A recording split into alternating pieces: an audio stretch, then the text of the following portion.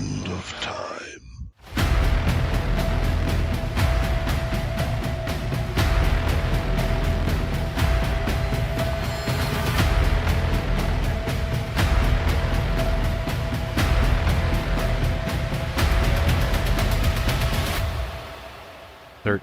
O'clock.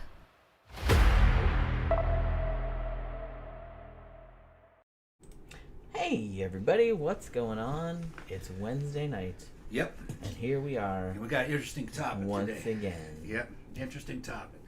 The weird shit Isaac Newton was doing. He was quite a genius dude, and he was weird. Isaac Newton is one of the most fascinating historical figures of all time. Definitely a genius. Definitely. Oh, he big time. Invented calculus, invented physics. He was quite a scientist, but he believed in alchemy too, which he thought was a science. He was real big on biblical prophecy and all that. And matter of fact, he probably wrote more about alchemy and about biblical chronology and prophecies and stuff than he did about mathematics and the other stuff that he's known for. Yeah, real religious. The reason that we didn't know that was because his papers were not published on alchemy, because he would have gotten in big trouble, which we'll get into, but they actually didn't know that he wrote all that shit until like the 1930s, like when some of his papers came out like up for auction, and people started reading them. You also put him in charge of catching counterfeiters and people trying to make gold. There is a great book about that, and it's called I think it's called The Scientist and the Counterfeiter or something like that, by Thomas Levinson, I think is who wrote it. And I read it a couple of years back, and that would be a whole other show, because that was like the last 30 years of his life. And he worked for the Royal Mint, and he was real serious about catching counterfeiters, and real serious, and evidently died a virgin. Evidently, yes, that's what everybody says. Not any, I wouldn't call him an incel, because I don't think it was involuntary. I just think that he didn't give a shit. He was for sure, like, the way that he was and the way that he acted and stuff like that, he for sure was on the spectrum. Big time. Yeah. It's funny because people are like, oh, autism didn't exist back then. I'm like, bullshit. Yeah. Look up Isaac Newton. That's one one explanation. My explanation is that he may have been a self-loathing gay too. It's possible. Because he might have been so religious that he figured that he was only inclined to sin, so he said forget the whole thing. Yeah, he became like a monk. It could be. Which I think some gay dudes did that, but I also think some gay dudes joined the church to be gay, because those dudes are all about it. But the thing about it, in certain periods, even though he was very religious, as most people back at that time were, but a lot of his religious views were he kind of kept him on the down low, because they would have been considered heretical at the time. Yeah, that's right.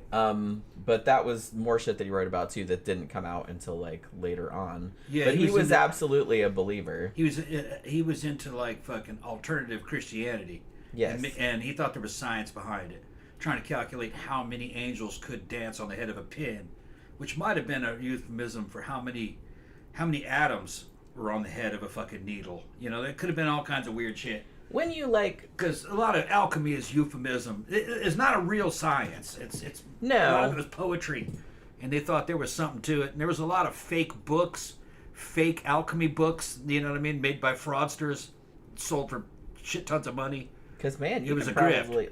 Like I said, grifting has been around forever. Yeah. And if there's like this little intellectual coterie of people that will pay immense sums for some secret book that has all this super secret knowledge in it, ancient book, then shit, I'm just gonna write one and make it look old and shit. I mean, why wouldn't you? Yeah, and there's one of them still running around where it still hasn't been deciphered, because it's probably not a language. It's just all fake. I forgot what's it, something or other codex, I think is what they call it. Is it the one with all the plants and stuff? With all the plants in it. Yeah, they still haven't figured out what they haven't figured out what it is. It's a fraud. Well, yeah, but it's still neat, fraud. But it's kind of like it's a Renaissance fraud. Yeah, it's not a language, and the plants that it's depicting don't exist. It's just made up plants. It's imagination. But it is a very good fraud. It was well made and expensive. It's cool. It's like, I think we did a show about it a long time ago. Somebody paid a lot of money for it back in antiquity, and it's been passed down. It's worth a lot now, but it was just some hoax, that they sold to some rich guy who was trying to perfect alchemy. But if a hoax gets famous and everybody knows about it and it's been around for a long time, like the Shroud of Turin, then it's still going to be valuable. Money. It's still worth money and stuff like that, even though it's not what it's purported to be. Oh yeah, I'm sure the Shroud of Turin's worth fucking an immense amount. Well, yeah, because I mean, a lot of people still do believe that it's real, but it's not. It's a fake. It's a fraud. Yeah, big time. We did a show about that too. Yeah, yeah. But the good thing about alchemy is that alchemy did eventually become chemistry. Them trying to figure out how to make gold. They wanted to know what things were made out of. Yeah. And the ancient Greeks, just through philosophy, they decided that if you got down so small where you could no longer divide an object, that would be called an atom. It was a theoretical particle. So probably even in his life, in Newton's fucking lifetime, they knew about atoms, but they hadn't detected them. Yeah. They just knew that they were discussed in ancient Greek philosophy. And the alchemists were super into that because they were real into Hermeticism being like, it's kind of like Ancient Aliens, where it's not aliens, but I mean, where you think that like the ancients had some secret knowledge about shit that we don't have anymore that's been lost. Like the ancient Egyptians and the ancient Greeks and stuff like that, and you have to like rediscover it, like through all their coded. Like I said, I get it; it's kind of like cool and mysterious and everything like that. But so he was real into that. It's interesting because I always found him interesting because he's, I mean, rightly considered one of the greatest scientists who ever lived, one of the greatest minds who ever lived. I mean, he's hugely influential. I mean, he wrote lots of books, but the Principia, I think is how you pronounce it, is one of the foundational works of modern science, right? 1687 that came out. And I think people thought it was weird when they first discovered that he was super interested, and this wasn't just like a little side hobby type of thing with the alchemy and the biblical prophecy and all that. He wrote more about that than he did the other stuff. He was really into it.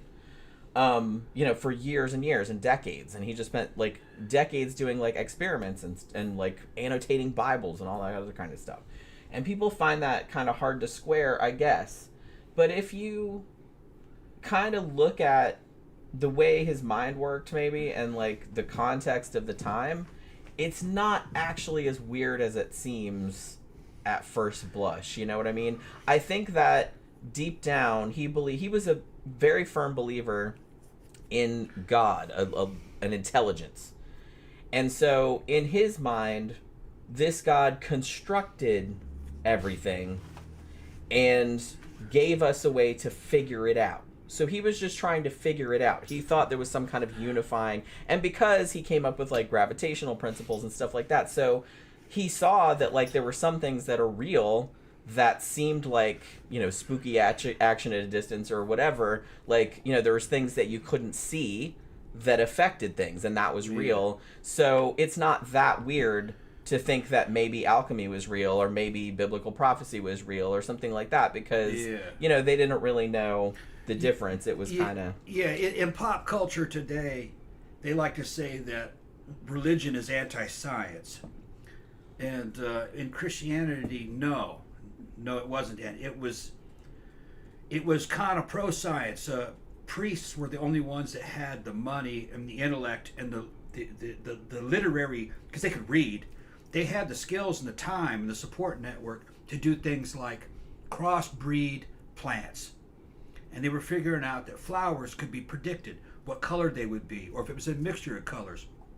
And they had the time to write all this down. That was the very beginnings of genetic science.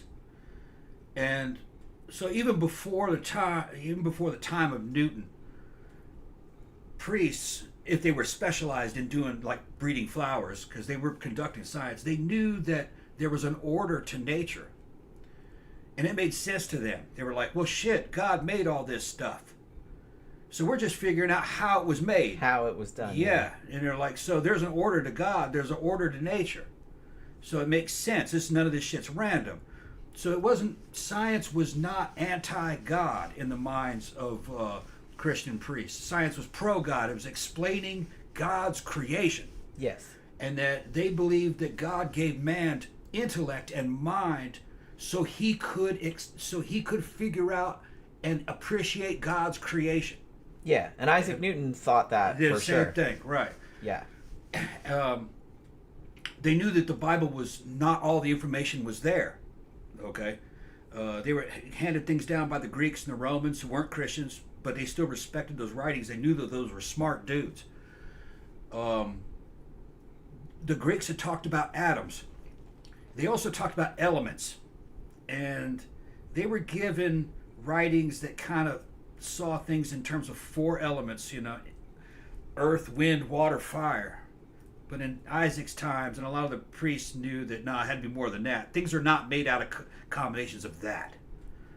They're made out of atoms somehow. But they didn't really know anything about the molecular nature of matter. But they were trying to figure it out. And that was one of the things that alchemy kind of did. It kind of helped discover the molecular nature of matter. But it couldn't do it within the confines of alchemy. It had, because alchemy was not really a science, it was more like a philosophy. Yeah. And the main goal of the fucking alchemy was to find the sorcerer's stone, which was supposed to be kind of like pure matter, and it would transform you as the person who made it into something kind of immortal or godlike. That was one thing. Another thing they tried to do was make gold. Yeah. Somehow transmute lead into gold. They knew that those were close, but they didn't know how to change its color, which they didn't realize at the time it was a lot more than color. You know what I mean? The molecular arrangement of those are, you can't really do that, not unless you're a star. You know what I mean? Stars make the molecular nature of matter in a core of a star, and then they blow up in a fucking supernova, and all those elements are scattered out throughout the fucking universe, and they fall onto forming planets later on.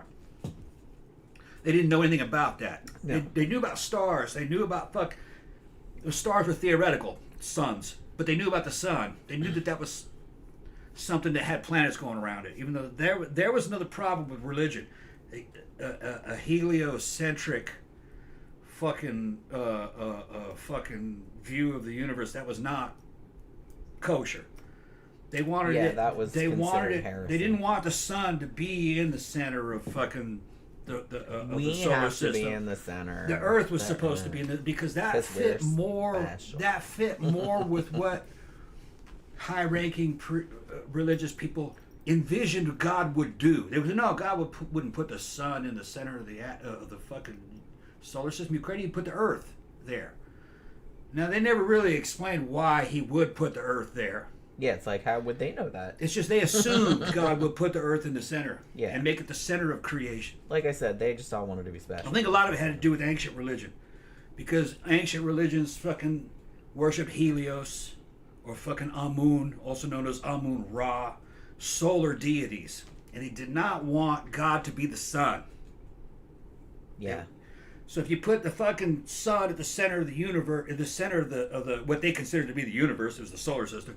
That's the same as saying that the ancient Egyptian gods and some of the ancient Roman gods were real. Right? So that they were right gods. about So it. I think that's why they didn't want. That might have been part of what it was. So it was religious. As like I said, most things, because that's how most people saw the world then. Yeah. So it's like they saw everything through that lens. Everything. Yeah, if they didn't understand something, then they would explain it in those terms. But there's a shit ton of evidence going back even into the Middle Ages. Easily back in the Roman and Greek days, they were a lot smarter than Middle-aged people, but the Dark Age people.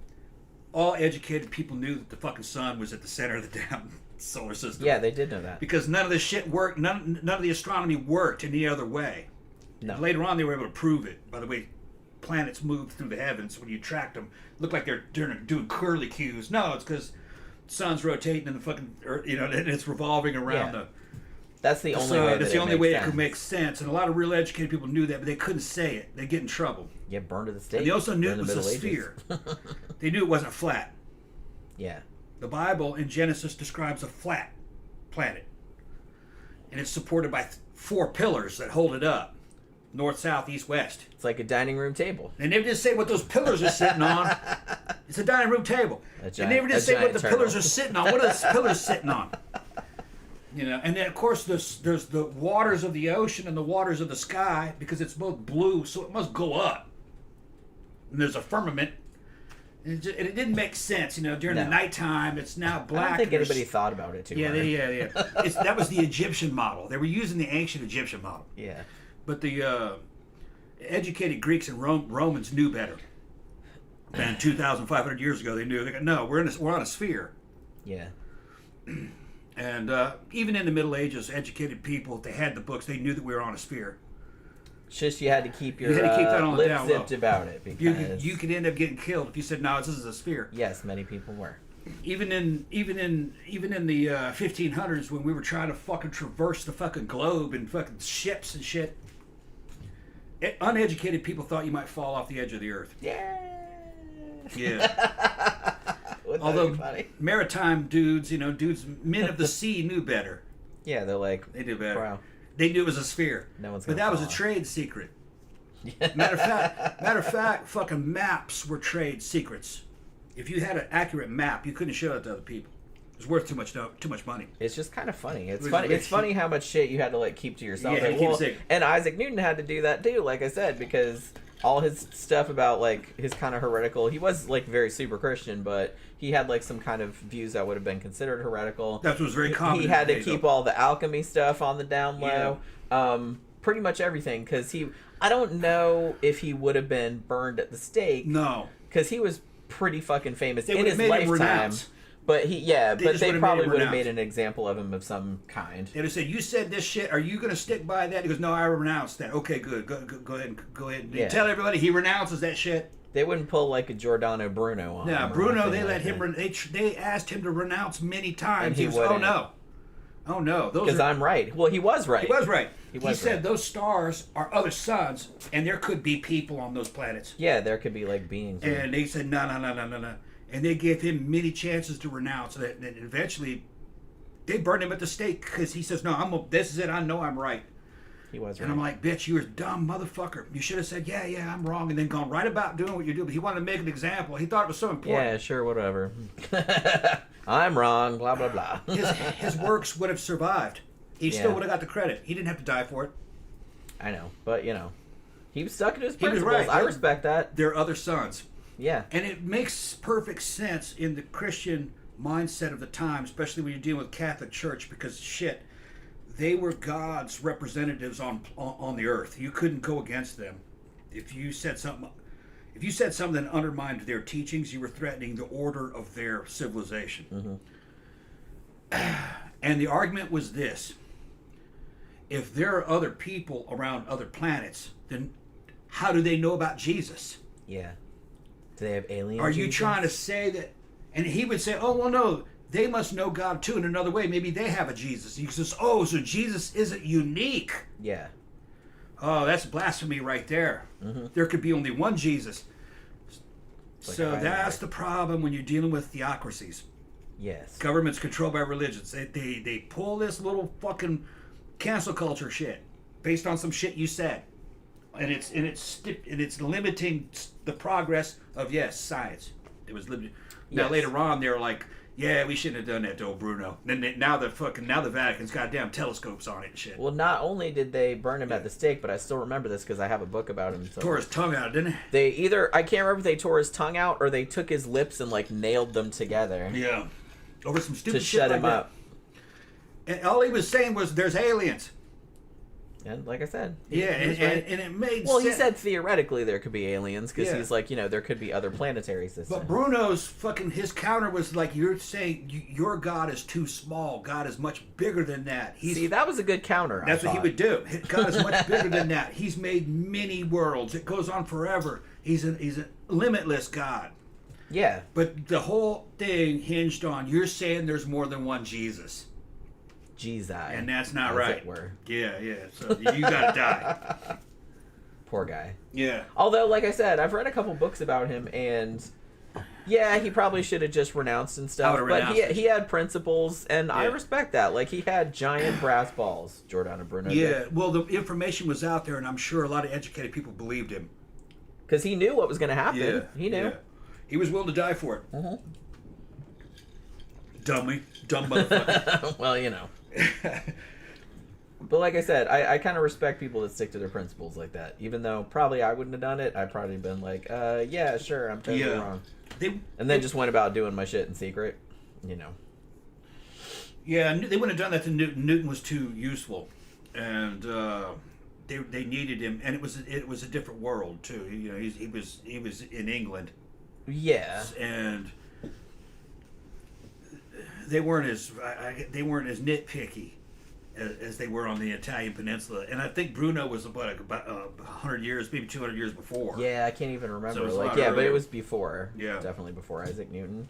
Yeah, and Isaac Newton, the thing about it is, but particularly in his later life, you know, he became quite a respected. You know, he was knighted. Obviously, he's Sir Isaac Newton. Only the second scientist to ever be knighted, matter of fact. Yeah. First one being Francis Bacon. So, so he was actually quite respected, and like I said, the last 30 years of his life or something, he had a position at the Royal Mint, and so like I said, I don't think, but he did know enough, and his family, like his surviving family, knew enough that after he died, like all of his papers about alchemy and biblical chronologies and stuff like that, they stamped on it, it's like not for publication, and they just like stuck them somewhere, and they didn't really see the light of day until, like I said, they were found and they auctioned them off in the 30s. Yeah, well, that was his theoretical work. Yeah, his theoretical work in quantum. That's in quantum physics, basically, which is all theoretical. Well, a lot of it is. Not all. Yeah, but I mean, you know, mathematically it works. So I'd be shocked if they were that far off. What's that? With quantum physics. Yeah, some of it works. Yeah. You know, some of it, it's kind of speculation. Some of it's kind of theoretical. There's no proof that there's other dimensions, but probably. No, but it wouldn't shock me. Yeah. Because like I said, it does kind of all work out, so, you know. I don't know if you can access other dimensions, though. We might not be able to. Anything happening in other dimensions. We might not be able to. Right. But yeah, so I feel like Isaac Newton is kind of like the pivotal figure between kind of the more medieval or ancient, more mystical sort of mindset and the modern science mindset. Yeah. But he's definitely like an in-between figure, because even though, like I said, he came up with all this amazing shit, he still had remnants of that magical thinking. Yeah. But like I said, when you think about it in the context of the time, it's not really that strange, like why he would have thought. He was a very intelligent genius and a man of imagination. He could imagine things, and then he would figure out the mathematics to prove it, which that's brilliant right there. In the secular world, you know, the university and the science world, if you're, you know, first and second year in the university, a lot of these people might try to hold him up as an example of reason triumphing over religion and superstition. No, he was religious and superstitious as fuck. Yeah, he was just very intelligent. It's always a lot more complicated, yeah, than people make it out to be. Yeah. It is true that, particularly after Isaac Newton, a lot of the Enlightenment thinkers and stuff like that did tend toward, if not outright atheism, agnosticism. And I believe Isaac Newton even made some statements along those lines that, like, that, you know, the way that religion said the world worked, it didn't make sense to him. But, you know, he wasn't gonna tell anybody that, really, like, other than like a couple close confidants. Newton just would have said that the information given in the Bible was incomplete and written by a person who hadn't tested it. Yeah, like that's probably as far as he wouldn't have called God into question. He would go, "Oh no, there's a God. Yeah, this is a message." And he believed Christianity and Scripture to be a message from God, and it was like some kind of puzzle he could figure out deeper secrets, which is kind of like a Masonic. Which, like I said, the Masonic like kind of views, that kind of inspired a lot of the Enlightenment thinkers as well, where it's like they believed in a God, but not not like the God of the Bible, more like an architect, like the great architect. Yeah. And he left all these clues for you to like figure out how stuff worked. So I kind of feel like that he had that sort of mindset. They always thought the Bible was basic bitch. That was just one of the things that was good. There were there's more evidence out there, and that it's talking about God, and some of it might be from God, but it's coming by way of man and his writings. So it isn't pure. This is basically what a lot of those guys believe, and a lot of the U.S. founding fathers believed that too. They were kind of Masonic, and that's why they were essentially, most of them, were not technically Christians. They were technically deists, which they do believe in a higher power, but he doesn't intervene. In like, he built the shit and then he was like, I'm done. Yeah, they basically believe in the Force. Yeah, it's kind of more like that, like sort of an impersonal God. Yeah, like you can't, like they didn't pray or anything like that really, because they thought that was pointless. Yeah. Because it's like, he's done. He built the shit and then just took off, or he's just lounging by the pool or whatever. And it's like, so you can't. He doesn't change anything. He doesn't. They literally called him the Grand Architect, and he made the rules of the universe and physics. Yeah. And made sure that life happened. It's on you to make your life something good, and you should be doing greater things to magnify man as a creation of God, so he can become better. In other words, a self-improvement thing that mankind. And I don't have a problem with that point of view at all. Like I said, the only problems I have a lot of problems with religion, obviously, but it's like the only problem I have with religion is when the people's views kind of get in the way of like humans being humans, or like making them act becomes the way anti-human. Like I really kind of, which a lot of religions kind of are. Yeah, a lot of women do not embrace what a human is. Yeah, they're kind of unnatural. So, in that way, I do think Isaac Newton was maybe the first of the quote-unquote modern sciences, even though he had like a lot of what we would still consider kind of medieval viewpoints. But like I said, alchemy at that time, was kind of like considered sort of strangely in this era. It was kind of seen as sort of akin to like witchcraft or like the occult, kinda, but it was also kind of quasi seen as scientific, but you weren't really allowed to practice it. Like, there was a lot of books being written, but it was kind of like an underground type of shit, and like if you were caught doing it, like you could get in big trouble.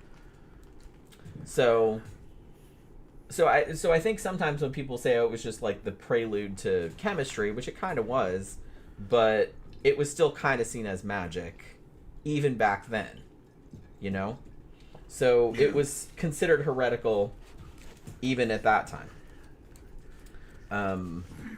So there's that. All right. So I guess we'll just kind of get into whatever. You know what I mean? I think I got a good like little layout kind of thing going. So Isaac Newton, probably good that we're doing this in December, because he was actually very famously born on Christmas Day. Like Jesus was supposed to be, even though he wasn't born on Christmas Day. That's a bunch of bullshit. Like, if Jesus even existed, it was like in the spring sometime. No, they rewrote history to make Jesus born on Christmas because Day. All the other gods from the older religions they all had were around the winter solstice. Scripture does not say what day he was born on. What they did was they put his birth on the day of Saturnalia, which was a Roman holiday. Yeah. And it lined up with some other shit too. Yeah, like I said, it's right around the winter solstice. There was a lot of, pagan, quote-unquote, belief systems that had celebrations around that time. And they were trying to, like, kind of usurp. They were trying to get into that space. Yeah, no year is given either. No. They just kind of picked the year 1. Yeah. But I don't know. I just think that's funny. So it's like, and even nowadays, like every now and then, like you'll see somebody driving around with a bumper sticker on their car that said "Jesus is the reason for the season." I'm like, no. No, that was put on it later. Sorry, no. That was like much later. Yeah, the deeper you look into all this stuff, the less the more you'll realize that it's made up. Yeah, I mean everything that we do is made up. Yeah, it's all it's technically selected that. Yeah, but that's why I've been asked before, like, why do you celebrate Christmas if you're an atheist? And I'm just like, well, it's a winter solstice celebration. It's fun. And it's a Germanic holiday, sure. and it's also Roman. It's just a Western holiday. Anybody can celebrate Christmas. It's kind of changed over time, and you can have celebration days. Yeah, why not? It doesn't matter. Just because I'm an atheist doesn't mean I have to be a grumpy fuck that doesn't get any holidays. That doesn't have fun. That's some bullshit. Yeah, being human is having fun is part of being human. I don't believe that on All Hallows Eve that the spirit world is closer to the world of the living. But we celebrate Halloween anyway because it's fun. Sure, because it's fun. Yeah. Like I said, all holidays are made up. Yeah. You know what I mean? If you want to celebrate them, celebrate them. If you don't. It's really not that hard. You know what I mean? You don't have to believe a specific thing. You don't have to be a specific religion or nothing. If you most things are made up. Yeah, that's what I mean. It's all made up. Yeah, most things are made up. It's all made up. Just do what you want. Even a lot of science is made up. Most science is made up, and then later on it turns out that no, that's not true. Science is constantly evolving. Yeah, so, I don't know if it's so much made up, but it's like sometimes people thought things that were not correct. Right. Yeah. And then later they were like, oh, we fucked that up, didn't we? If science is only the temporary thing you kind of agree on right now based upon the best possible knowledge at the moment. None of it's real. But like I said, it's the thing about it is that we're kind of better at it now than they used to be because knowledge is cumulative. And, back in these days, in the 1600s when Isaac Newton was around, everybody read the same books. Everybody was kind of in the same scene.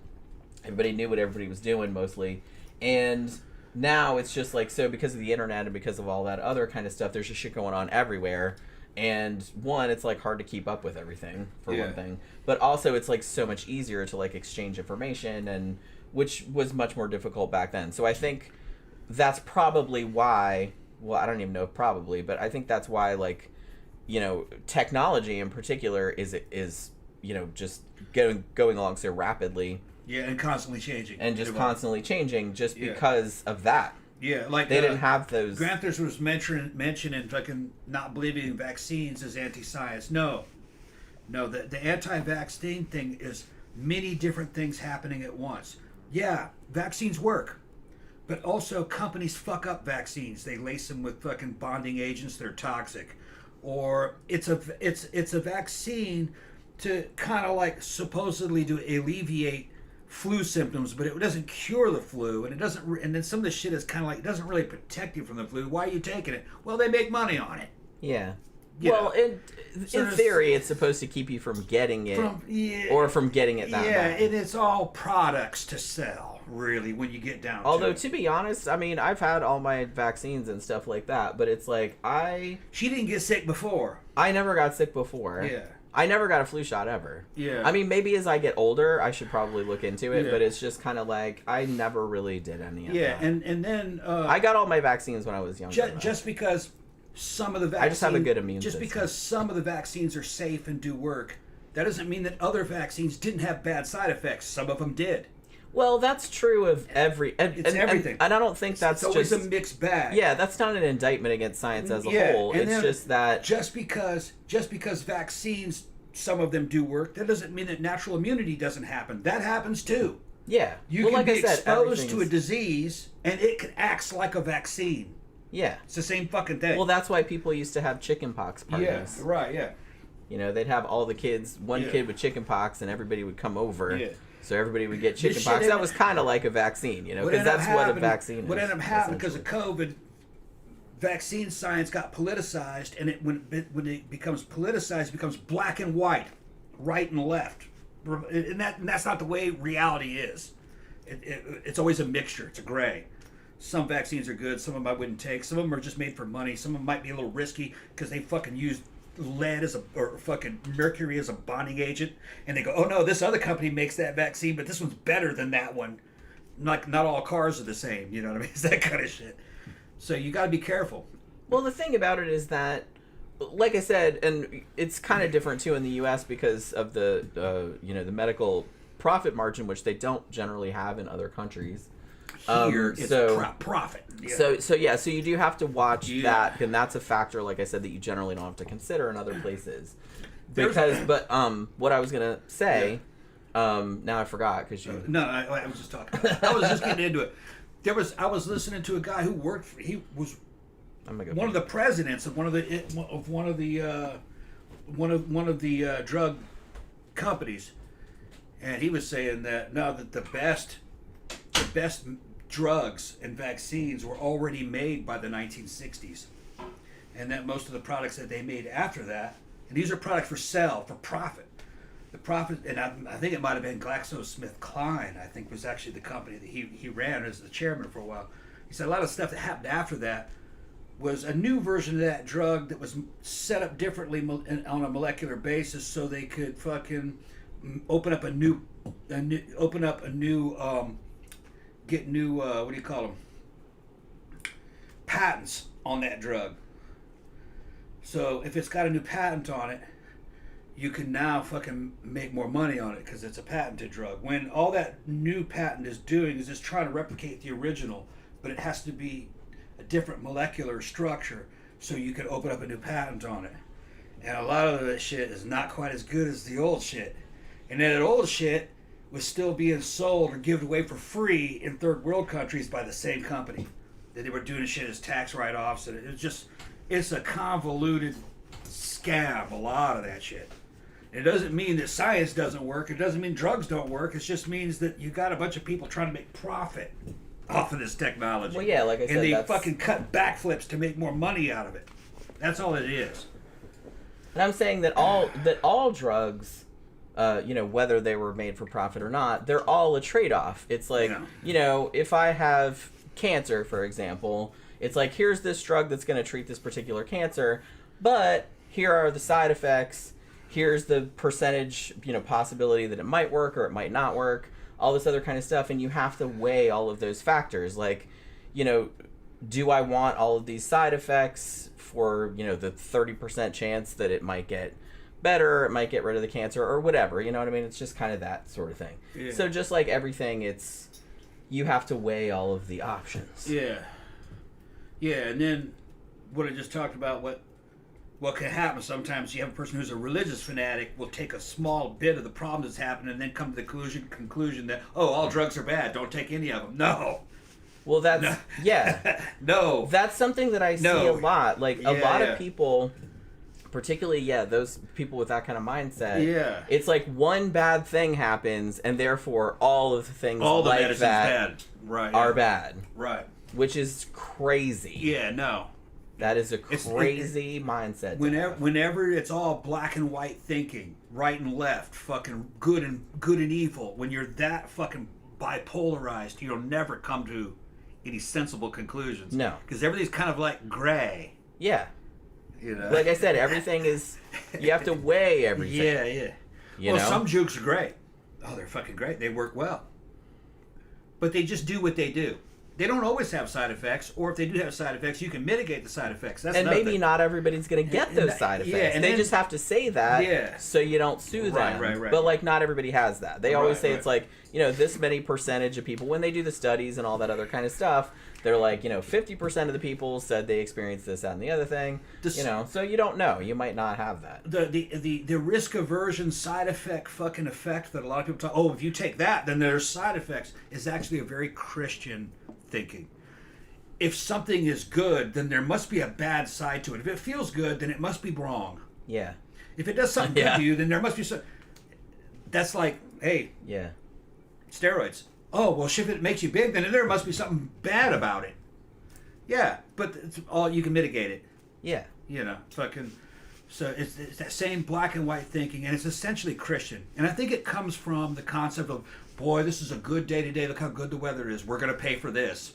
We're going to have a storm. Yeah, which is a really weird way to look at the world. Yeah, it's like whatever's good, you can be punished for it. What a bummer. That's not how science. Why you want to be that way? Technology doesn't work that way. No. And science doesn't work that way.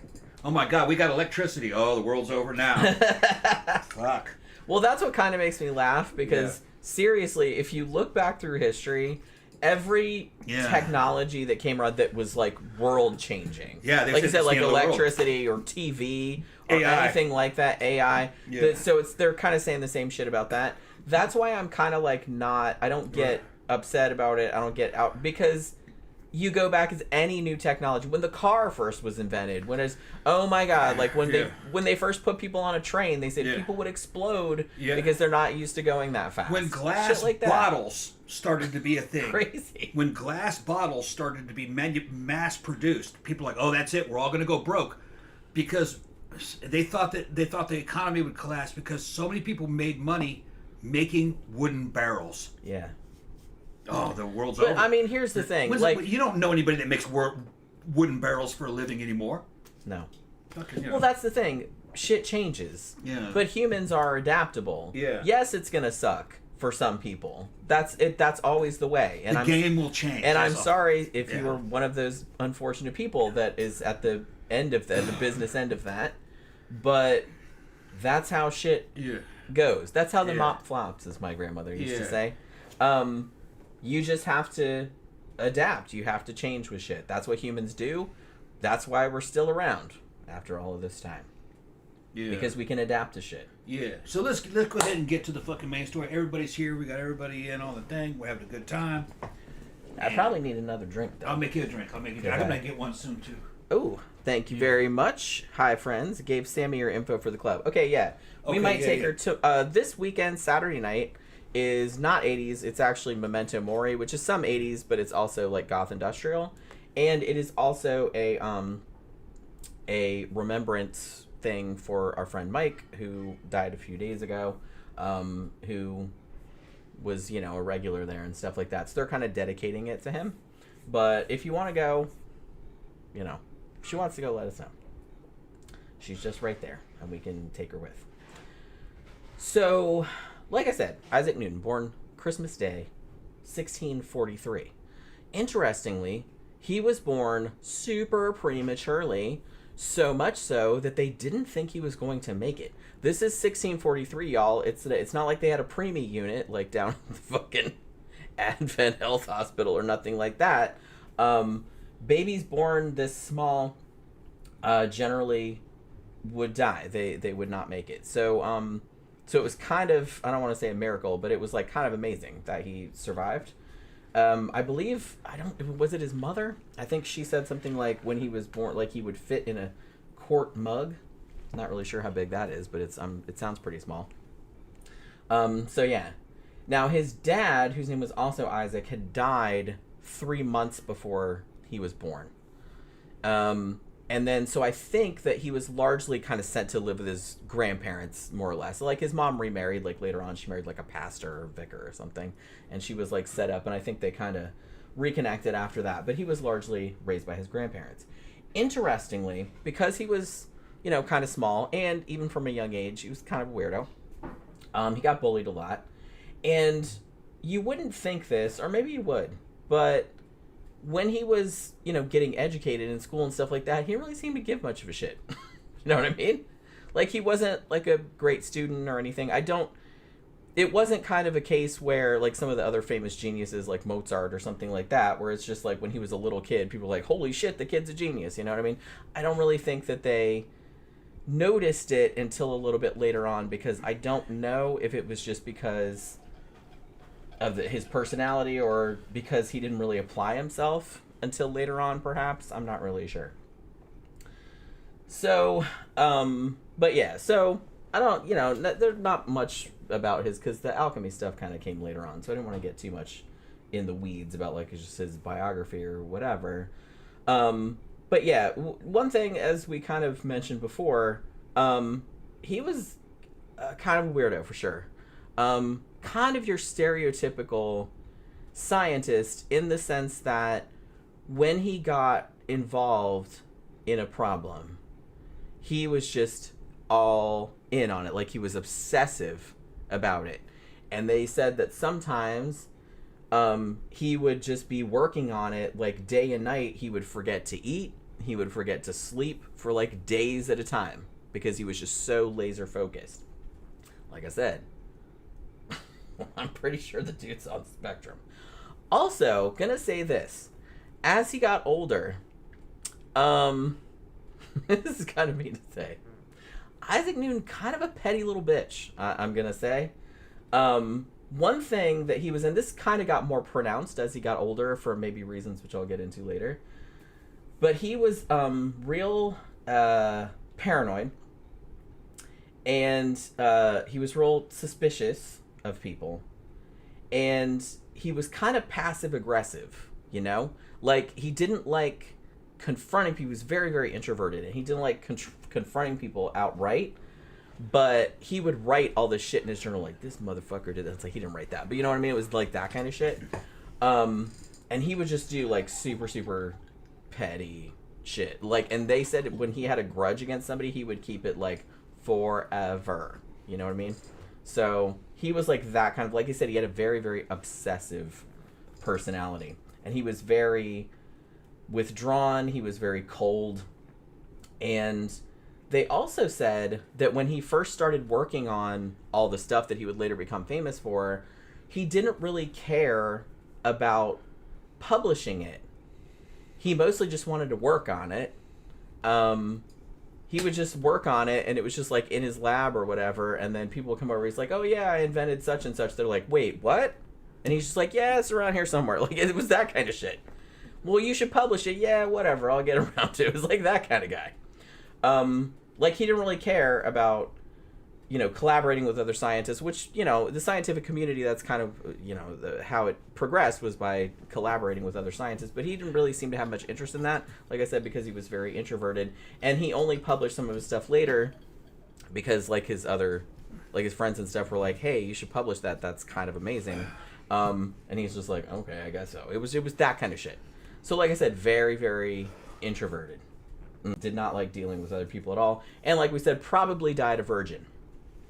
Either because he was just like asexual, or he was gay and he was super closeted, and like he just thought it was a sin, and he just thought he wouldn't fuck with it. I mean, maybe. I kind of have a feeling that's what it was. It might have been. I think he was a little autistic too. But I have a feeling that he was kind of like a self-loathing gay. I think he was maybe gay, so, and he thought that was sinful, so he just shut down. He's like, I ain't gonna do it. I think that's what it could have been that. I mean, that could have been the reason for sure. Yeah, I don't want to live in sin. He was just religious. Yeah, which is weird to think about, but yeah, he was super religious. If he was straight, he just would have got married. Yeah.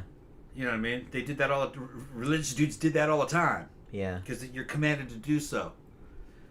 So it's like, he was avoiding sex, I think, because the sex he was just doing with other dudes, I think. Yeah, and he's just probably like, well, I can't do that. I can't do that, so I'm just gonna forget the whole thing. Yeah, I'm gonna forget all that. Yeah, I don't want to live in sin. Yeah, I mean, and that's a totally makes more sense for the time in which he lived in. Yeah, because he was a wealthy dude, and according to the paintings that survive of him, he wasn't a bad-looking guy. He was he was alright looking. So you know, he could have easily got a woman. You know, and even ugly dudes could get women back then if he was fucking had money. Because everyone was ugly and stinky. Yeah. So it's not like money, you could get women back. It's not like you had the supermodels or nothing like that to compete with. Everyone had lice and shit like that. So according to the paintings, according to the paintings that survive, there were super good-looking people. Oh, there were. I know. And they were described as good. And AI can bring them back to life. They have videos of Although the thing about some of the paintings, though, is that I'm always a little skeptical, because if you had enough money to pay somebody to do a portrait of you, which was a lot of money back then, and you could pay them to be like, hey, can you like shave off that double chin a little bit, make me a little bit hotter, make me a little bit skinnier, or whatever the standards of the day were. The ones that that's what I would do. The ones that I believe were to be accurate, though, were the ones of very young women who were described as exquisite. They're probably, and the way they're painted is probably the way they actually looked. Yeah. Like Marie Antoinette, she was supposed to be just fucking exquisite. They chopped her head off anyway. It was 1700s. They do have good paintings of her. Yeah. And the AI brings her back. She goes, yeah, that's a hot chick. Yeah. And everybody said she was good looking. Yeah. So yeah. Although a lot of people said Cleopatra was good looking too, and they have like her face on a coin, and she looked a little bit fugly to me. Not according to Julius. Julius Caesar saw her and said she wasn't pretty. He said she was like sexy though. He said she was sexy and very compelling. He had a kid with her. Yeah. He said she wasn't a whole lot to look at, but her energy and the way she carried herself. But then again, Julius was spoiled. He had the best of the best. Yeah. Well, he could just, bang concubines. She probably wasn't a 10. She might have been an 8, which would have still been real good looking. But, the way his standards were. But, yeah, she's not much to look at. But she's okay. She's sexy. Yeah. She's kind of like a butterfish. She's an 8. She's only an 8. 8 is fucking hot, but she's just an 8. Yeah. Julius was an emperor and a war hero. And he had he had access to the fucking best porne slaves and all kinds of shit, because he had all the money and all the power. He could get any woman. Whether they wanted to be with him or not. Yeah. Whether they were married or not. Yeah. An emperor could do anything. Yep. He had the... I guarantee his standards were high. Right to go in there. His standards were high. And his standards were high for himself, too. He fucking tweezed and shaved and was all into himself and shit. He was evidently insecure that he had a receding hairline. And just like nowadays, people. Yeah, and by looking at the statues, he looked cool. He was cool looking. His writings, he was a brilliant military man. Yeah, that's true. Yeah. He was no joke. Julius is one of the male archetypes.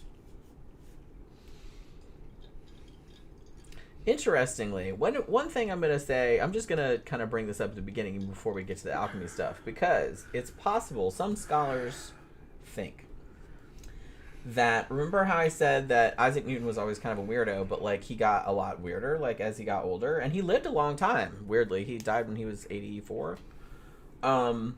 He started getting more and more like paranoid and just kind of like angry and just erratic kind of behavior. And some scholars have speculated that this might have been a result of mercury poisoning, because mercury is used a lot in alchemy. And one thing that was said about Isaac Newton was that he had absolutely no, I mean, they didn't have like any safety regulations or nothing, or the FDA or nothing back then.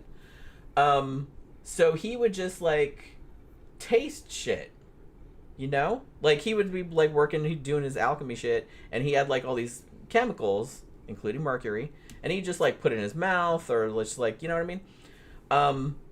So mercury poisoning would cause a lot of those behavioral problems. And when he died, they did have some like a sample of his hair, like from back, and they tested it much later, and it was super, super high. Like there was a super high concentration of mercury in there.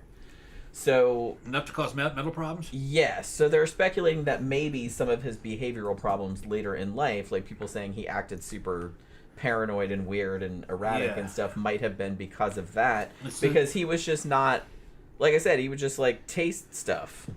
Yeah, and this was after his science career, towards the end, right? Yeah, because he was weird his whole life, but like he got weirder. He got weirder and weirder. That makes sense because they were, one of the things they were trying to do is fucking make gold. Yeah. Used in alchemy, and lead and mercury were very important elements that they were doing. Super poisonous. So lead not so much, mercury a lot, and he might have been drinking it. Yeah. Which they did shit like that. Yeah. They didn't really realize. Yeah. I don't think. Drinking mercury. They thought mercury was magical. I mean, it's pretty. I can understand why they thought that. And alchemy had to do with transforming the alchemist, too. So he might have been doing some stuff every now and then, drinking mercury, see if he could make gold. It doesn't make any sense by today's standards. You can drink mercury and poop out gold. But a lot of the stuff that would happen in alchemy wasn't a science. It might have looked scientific to them. It was more like a magical ritual. Yeah. That they were doing. So drinking stuff and taking stuff might have been part of the ritual. Oh, I absolutely think that a lot of them did drink mercury back then. Yeah.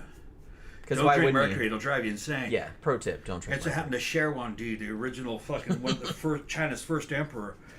They were giving him fucking mercury. He was drinking it to try to make him immortal.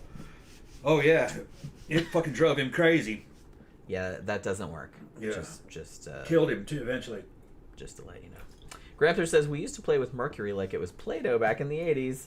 God help us, Gen Xers, as we start going mad here soon. Touching it. I had the only thing I had a toy that was like about that big, and it was like flat, and it was like a maze, and it was red, and it had mercury in it. Yeah, and you kind of did that with it, but I don't think the mercury ever fell out of there. Yeah. It was like it couldn't get out. You shouldn't touch it. Yeah, don't touch it either. Because you'll take in a little bit of it, but that's nothing compared to like drinking a large amount of it, which evidently some people did. The Chinese did it, and Romans try to take baths in it. Like I said, I can see why you would, because it's a really weird.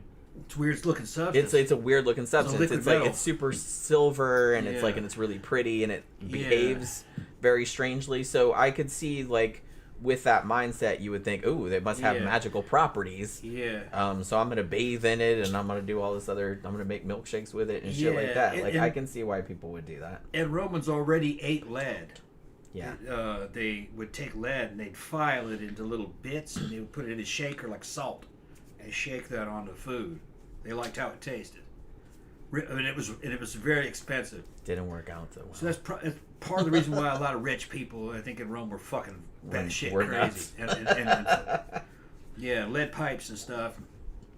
And a lot of people speculate that's why a lot of boomers nowadays are crazy, batshit crazy, because of all the leaded gasoline. Like all the particles of lead in the air. Yeah, well, your body can eventually get Although it out Gen X got a lot of that too, because they actually didn't outlaw leaded gasoline until much later. Yeah, until I used to put it in my car. You know? It blows out the fucking tailpipes. Yeah. Elizabeth Jack said, I think my family had a mercury thermometer when I was a kid. Yeah. Yeah, we did too. We did too. I don't think we broke any of them, but like I said, I do remember that maze that I had, but it didn't, it was all enclosed. My dad's friend William Whitman owned a sporting goods shop down in Laurel, Mississippi, and did a bunch of fucking gunsmithing and stuff. And he had a whole jar of mercury, and I forgot what they used it for. They would pour it on stuff, and it would make welds disappear or something. I forgot. It would dissolve stuff. It would dissolve metalwork. Maybe somebody in the comment section can jar my memory. But they would put mercury on things, and I think it would dissolve welds. Like if two pieces of metal were welded together, you put that, or soldered together, it would cause it to separate. I think maybe because lead solder might combine with lead. I don't remember what it was. Remember, he had a bunch of it. He had a whole jar of it in a glass jar. He also had a whole bunch of fucking cyanide, and that had something to do with steel working with steel. I forgot what he did with that though too. He had a bunch of it. I think it might have been having to do with bluing fucking steel. Gramter says, wouldn't they inject mercury in your bell end if you picked up an STD from a prostitute asking for a friend? That sounds kind of familiar. Yeah, they would dust mercury on you. Yeah, it was right on your dick. Yeah, they thought mercury was a cure for syphilis. Yeah. Nope. Yeah, if I remember correctly. Like I said, so they didn't know any better, but still. Actually, I think I remember saying that. I remember reading that it did do certain things for, but it wasn't good. It wasn't very good, but it did do something. Well, yeah, I'm sure it did something, but it's like, was it worth it? Probably not. After all that, if you had syphilis back in the day, you were gonna die. Yeah, it's not a big deal nowadays, but yeah, because back then, people went mad from it and died from it. Like a lot of people died from it. They put mercury on fucking syphilis sores, and it would do something I forgot. It did have some use. It would make it dissolve things and fucking kind of like get rid of the sore quicker. Something like that. Man, we should do a show about syphilis. That would be really interesting. Little kids born with it, and they grow up. They look like fucking Eddie from Iron Maiden. Yeah, it's fucked up. Yeah, look like a living corpse. I'm fascinated by like the history of diseases and stuff. Yeah, being born with syphilis. One of the best. And they'd live a long time. They'd live to their adult era, and they would look just like Eddie from Iron Maiden. On the Iron Maiden, they would look like that, and they were fully grown. They'd live into their 30s. And they were born with it because their mama had it in vitro. Fucking weird shit. But one of the best nonfiction books I ever read. Goddamn, what was the name of it? It was about the history of, like, the first vaccine, like the smallpox vaccine. It was kind of a history of smallpox and how the vaccine was developed, and like the people behind it. That actually, injected themselves with smallpox just because they were so sure that it would work, and it did work, like, happily. But man, it was called. It had the word speckled in it. It was like the speckled something, but I can't remember what it was. I read it a long time ago from the library, but that was like one of the best fucking nonfiction. But it was fascinating. Like I said, I'm fascinated by disease history, and I don't know why that is, but you know what I mean. So that's what I said. We should probably do a show about fucking syphilis. That would be good. Yeah. Syphilis, or like I said, the smallpox vaccine too. That would actually make a good story because of the people that actually kind of put their lives on the line. That's what you look like when you're born with syphilis. Yeah, it's fucking. And I've seen even worse than that. Yeah. Yeah, I mean that's. And I've seen worse than that. I'm trying to find that one photograph they used to have.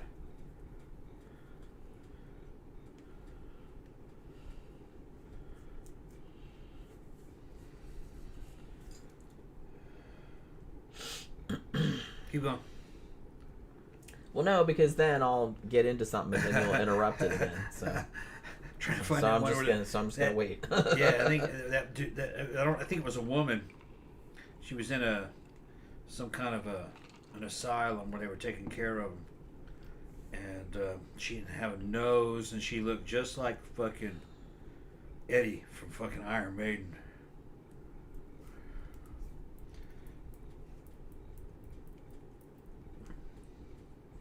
All right, this is too much time. Yeah. All right. Well, Yeah, like I said, it's gonna take a while to find. well, like I said, I'm gonna get all into it, and then you're gonna interrupt. Go ahead and go. just forget Go ahead and go. Go ahead and go. So just forget it. Go ahead and go. I'll forget about it. All right.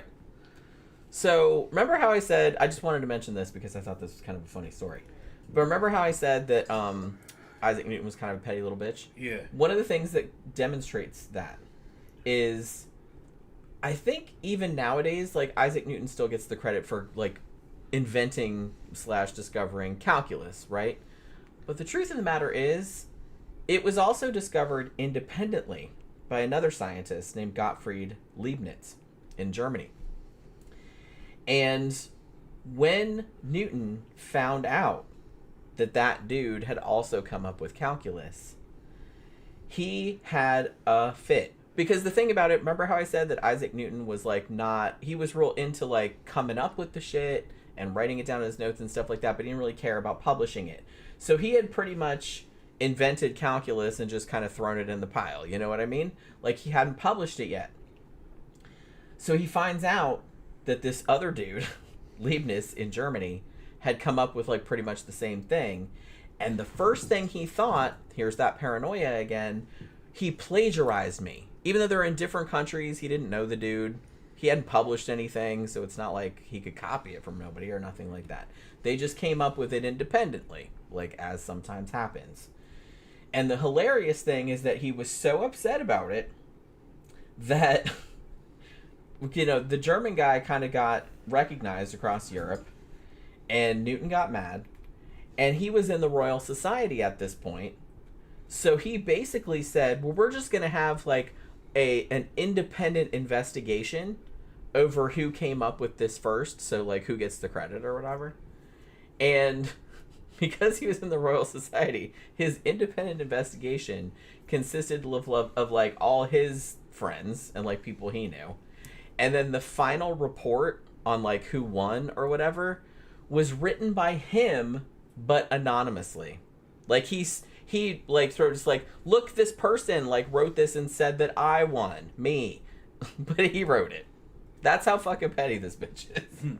But they came up, and nowadays in the scientific community, they acknowledge that both of them, nobody copied off anybody's paper or anything like that. They both just came up with it independently, and it just so happened that the German guy sort of published it first. Isaac Newton probably came up with it first or about the same time, but he hadn't published it, so it was just kind of laying around in this fucking workshop or whatever. But I just thought that was really funny that he like invented this whole farce, like it was some independent trial or some investigation or something to figure out who would come up with it first, and he just manipulated the whole thing behind the scenes to make it look like he won. That's very funny to me. But that's kind of the type of dude that he was. You know what I mean? I don't know. I thought that was really funny. So yeah. So as I said, even though he is instrumental, he, inventor of calculus, he worked in physics, optics, gravitation, all this other kind of stuff. However, his works on alchemy and biblical prophecy far, far outweighed his work on other things. He wrote millions and millions of words about these topics.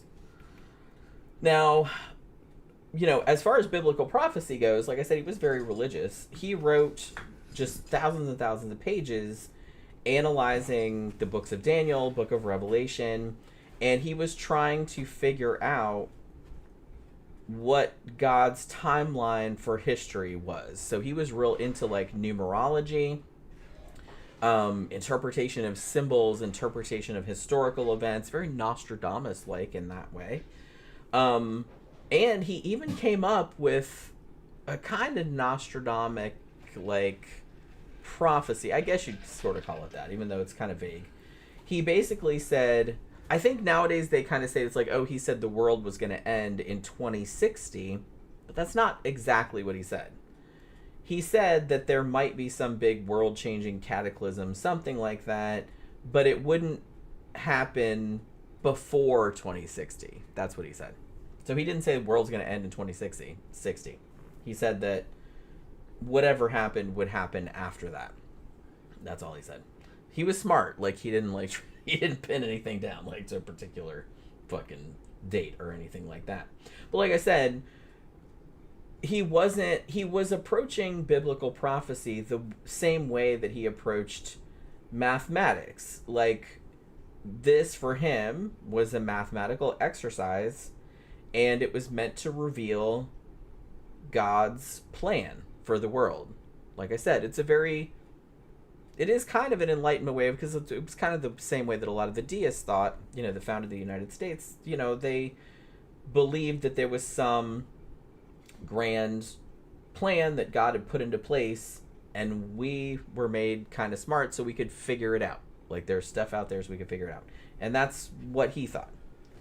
So that's what he was doing. I don't think that he made any distinction between his work in alchemy and his work in biblical prophecy and his work in mathematics. It was all the same thing to him, because it was all a puzzle that he was trying to figure out, that the puzzle of reality as he perceived it. Alchemy and prophecy would have been higher on the fucking totem pole. That's why he did so much more in there. Because prophecy, you're trying to figure out when Jesus is coming back. That's a big deal for Christians. Still waiting for that. Yeah, and then the second, he's not coming back because they're misreading the prophecy. I know. I was just making a joke. And then come on, Jesus! I don't have all day. It doesn't never prophesize. Well, it kind of does, but that's a false prophecy. And then the second one is how to make gold, and how to find the sorcerer's stone, which is like the immortality. Stone, yeah. So that's going to be priority one. Yeah, and he seemed a lot more interested. Yeah. Like I said, I don't think that his stuff that like in physics and optics and mathematics and stuff, I don't think that was just kind of like some half-assed, that's just some shit I did on Saturday afternoon. But he didn't spend as much time on it as he spent on the alchemy and the he knew physics and optics was important. It's just it's just not as important as figuring out gold in the sorcerer's stone. And when Jesus is coming back, that's I guess you would. But like back then, you would think that back that then was you'd think that's the most important thing. Because man, making something, if you could actually technically make something into gold, you'd probably devote all your time to making that. money. You're making money. Yeah. You know what's kind of hilarious about that is that even though alchemy, like I said, was kind of, I don't know if I want to say illegal necessarily, it was certainly frowned upon because it was kind of seen as a cult or like kind of witchcraft sort of. But it was also, at least in Britain, seen as legally questionable because it was seen as counterfeiting. If it actually worked, that would be counterfeiting. You were making gold. Yeah. Which is counterfeiting. And as I mentioned before, counterfeiting was a very, very serious crime, like punishable by death. Yeah, death in this era. And that's why they had Newton on it, because he was trying to figure out how to do it, and he was, from my understanding, he was commissioned by people in England to figure out how to do it so they could stop other people from doing it. Well, no, because he was just doing it on his own. Well, when he was fighting counterfeiters, though, that's it might have been later. Is that he was they knew he knew all about it, secret. I guess they trusted him.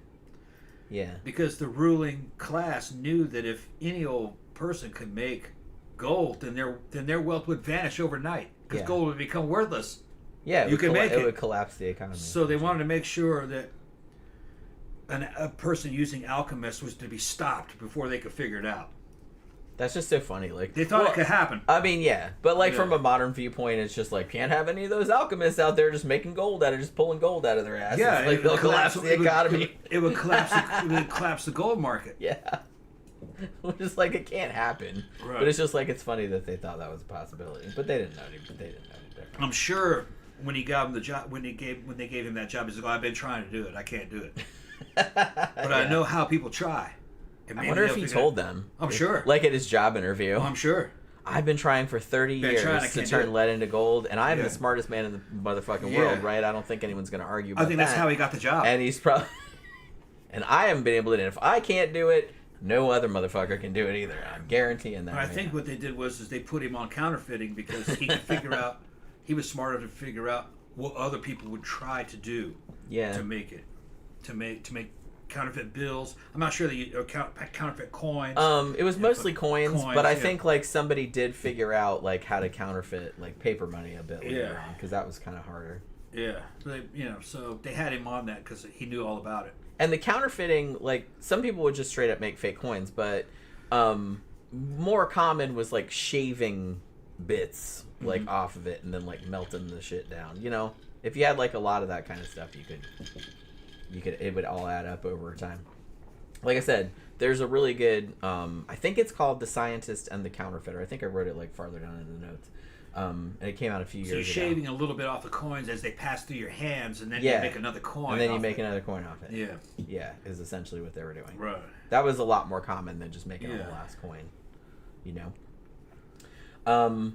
So like I said, he was doing some Nostradamus kind of shit. And as I mentioned earlier, his religious views would have been seen as heretical at the time, particularly the fact that he did not believe in the Trinity. He believed in Jesus and God and all that, but he didn't he did view Jesus as divine, but not equal with God the Father, as the Trinity would say. So that was something that he kind of kept to himself, you know, because that would have been a big no-no. So he wrote that in his private manuscripts, but that was about it. And like I said, that didn't come out until later. Now, how this all came out, because like I said, for a long time, nobody really knew any of this stuff. Like, they knew all the stuff that he had published, but they didn't know about all these other manuscripts, these millions of words that he wrote about other topics. But what happened was, in 1940, I think I mistakenly said 30s earlier, it was actually the 40s. It was in 1946, a very famous economist, John Maynard Keynes. And he, there was an auction, and he got, there was a bunch of Newton's papers, like, went up at auction at Sotheby's or something in London. And Keynes ended up buying about a third of them, for actually a pretty reasonable sum. I think it was like less than £1,000, which crazy. And he ended up giving it, like donating them to Cambridge, who still have them to this day. And then later on, after he'd gone through some of the papers and like found all the stuff about alchemy and biblical prophecies and shit like that, he's like, this is insane. Nobody knew this kind of stuff before because it wasn't published. You know what I mean? So he gave this actually quite well-known lecture called Newton the Man. And one of his most famous quotes from that is, Newton was not the first of the age of reason. He was the last of the magicians, the last of the Babylonians and Sumerians, the last great mind which looked out on the visible and intellectual world with the same eyes as those who began to build our intellectual inheritance rather less than 10,000 years ago. So he was rightly placing him kind of at the, like, just right in the middle, like between the world of magic, I guess, and the world of science, which is, you know, pretty accurate.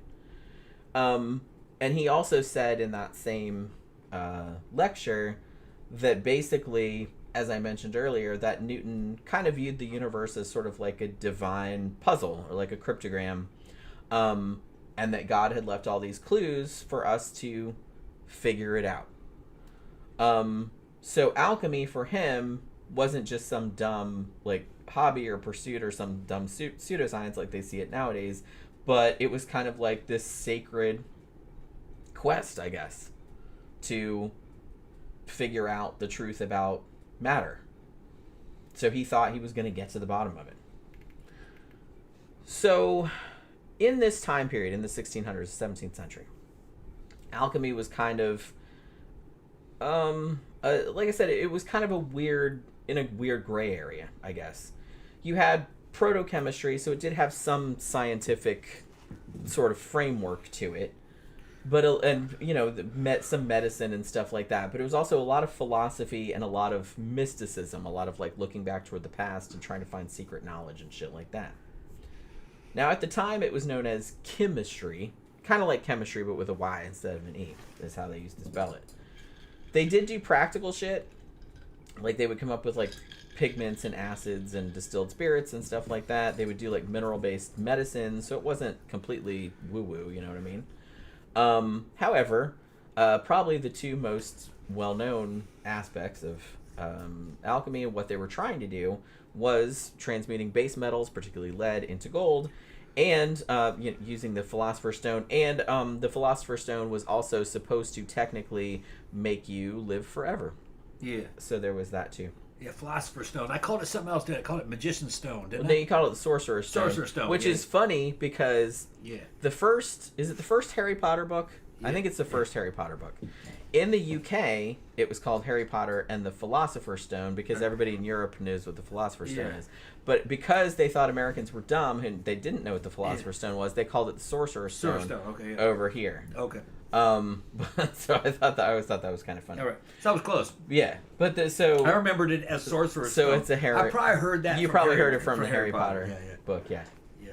Philosopher's Stone. That's right. The first Harry Potter book, right? It's been a long time since I've read them. So the Philosopher's Stone, here's the thing. Like, they've been talking about that since ancient times, right? I don't know if it's technically like a stone, like a rock. No. It's kind of like it's described as substance. A substance, yeah.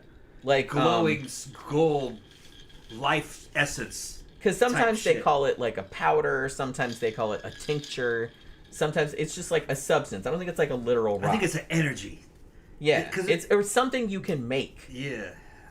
You know what I mean? It glows. So I don't know if it's like some kind of. So I don't know if it's like a liquid or a powder or something. My understanding is that in the alchemical literature, it's described in so many ways, and it's all poetic, and which is a sign of that they don't know what it is. They're just one reason that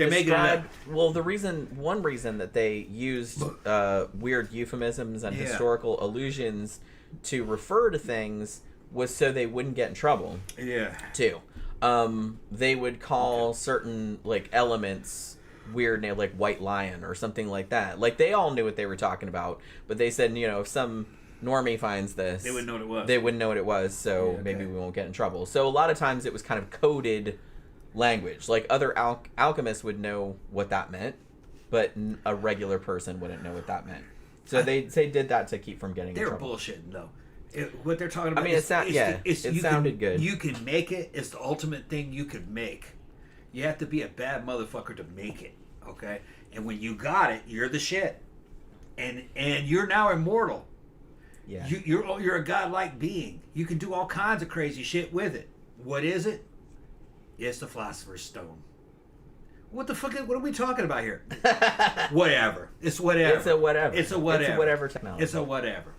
It's if you're an MST fan, because I know there's a couple other ones in here. If you have seen The Day the Earth Froze, it's essentially the same thing as a Sampo. It's a Sampo. Sampo, is that what it's called? Is what that is. Okay. It's a Sampo. It's a thing you can make. Yeah. But you have to be like magical or something to make it. Yeah. And once you've made it, it makes salt, which is a big deal, and it makes gold. Yeah. And it makes something else. I can't remember what it was, but it was essentially some magical thing you can make. So the Sampo is kind of like the Philosopher's Stone. Because I was thinking that when I was like, oh, it's like a Sampo. Yeah. Like from The Day the Earth It's a MacGuffin. fucking... Yeah, it's just a thing. Yeah, it's a thing. You make it and you're the shit now. Because I'm reading all this stuff, because I've heard that phrase so many times, and I said, I know it's not like a literal rock. It's not like a stone. Yeah, no, it's not what you're talking about. And so, like, I'm looking back through all the historical references and stuff, and no one can really say, oh, it's like a rock or it's a thing. It's like, mostly they just say it's a thing that you can make or you can come up with. Yeah, and it can do all kinds of stuff. That will turn base metals into gold, that will make you immortal, that will, that'll do that kind of shit. It's one writer. It will like, you can rejuvenate too, like all this other kind of stuff. Like, what it was is it's a healing thing. It was one alchemical writer being inspired by another writer, and then another writer chimes in and he adds to it, and then another one he adds to it. It's bullshit. It's a unicorn. Yeah. Yeah, that's all it is. So it's a Sampo. Like I said, that's what an MST nerd I am, is like the first time that I read about that, or when I was reading about it, I was like a Sampo, because the Sampo makes gold. It's the goal. It's the goal. Because the alchemy. whole plot of The Day the Earth Froze, which was on MST, which is it's like Finnish, I think it's a Finnish movie, and the whole plot is there's a witch who kidnaps this chick, and then her brother comes, and she's trying to make the brother make her a Sampo. And so, like, one of the whole running jokes of the show is like, what the fuck is a Sampo? Like, they can't figure it out. You know what I mean? Yeah. They even had a skit where they're like, what is a Sampo? And they came up with all this other stuff, and they're like, if you know what a Sampo is, please write it. You know what I mean? A Sampo is a MacGuffin. Yeah, it's just a thing. It makes gold, for sure. Like, it makes salt, too. Yeah. But it does but it's magical. Yeah. Like, only certain people can make one. Yeah. And it's like this whole ritual. And it's the whole point of alchemy. Yeah. I mean, yeah, essentially that's what you're trying to do. Yeah. So, it's the end goal. Yeah. Because, like I said, why wouldn't you want that? Right. If you could turn, like, cheap shit... Yeah. If you could turn, like, aluminum cans or something like that into fucking money, then of course you would do that. Using a magical Sampo. But, so one of his big influences was a guy named Robert Boyle, who was an alchemist, and he was kind of one of the ones that sort of bridged, I guess, alchemy with chemistry, which was kind of an emerging science at this time. And he was kind of real into, like, experimental testing. But for all of that, for all the scientific trappings that it had at some... it is essentially like a mystical practice, right? And one of the things, and I'm going to say I understand why they believe this, and we'll tell you why in a minute. But they believed, alchemists, that metals grew, like, were kind of alive. Like, they grew like living organisms, like, in the earth. And that so therefore, in their minds, transmuting one metal into another metal wasn't that big a deal, because it was kind of like a living organism, like a plant, right? So it wasn't that weird to them. And you were kind of like purifying the matter and, like, revealing its divine essence. Like, yeah. So I think that's kind of how they thought of it. One of the reasons they thought this, and this is a very common alchemical experiment that Isaac Newton also did, and nowadays it's called the Diana tree. Now, we know how it works nowadays, but they didn't know back then. And if you had seen it back then, because I've seen videos of it, and I'm like, yeah, that would probably be really fucking impressive. So it's called the Diana tree, and what it is you put mercury into, like, a silver nitrate solution. And the silver will eventually crystallize, and it kind of goes outward into this sort of branching tree-looking thing. And it's pretty fucking cool looking. So I've seen videos of it. So it's like, so back in those days, if you had seen that, bless you, if you had seen that, I can totally understand why you would think that metals acted the same as plants. Because it looks like that. They didn't understand, like, metal crystallization or anything like that. Like, that silver would do that. So when they saw that, like, I just put this solution in there, and then I put silver in there, and then it does this shit, which is kind of crazy. Then they're like, well, it must be alive. Like, metal must be alive like a plant. So, like I said, so it wasn't that weird to them to think that it would react maybe the same way an organic thing would. Because it is, like I said, kind of cool looking. We know how it works nowadays, obviously, but, they did it. So it was pretty fucking impressive. So, as I mentioned earlier, a lot of the other influence, too, came from Hermeticism, which is, kind of like, sort of based around ancient, Greek and Egyptian gods, that kind of stuff. And, like I said, they did use a lot of coded language. Everything was like a dragon or a green lion or something like that. Largely they did this, like you said, it might have just been kind of like cool mystic cosplay or whatever, but it's like a lot of the times they did that to code it so that people, if anybody came across their papers, they wouldn't know what they were talking about, because you could get in big trouble. Because it was seen as, like I said, I don't know if I'd call it illegal, but it was certainly frowned upon. And if the authorities thought that you were trying to make gold, then, like I said, that was also, just from a legal standpoint, that would be counterfeiting, and you could get put to death for that, because it was perceived as treason against the crown. And they would hang you, essentially. So you didn't want to get caught with all of that stuff. So I kind of feel like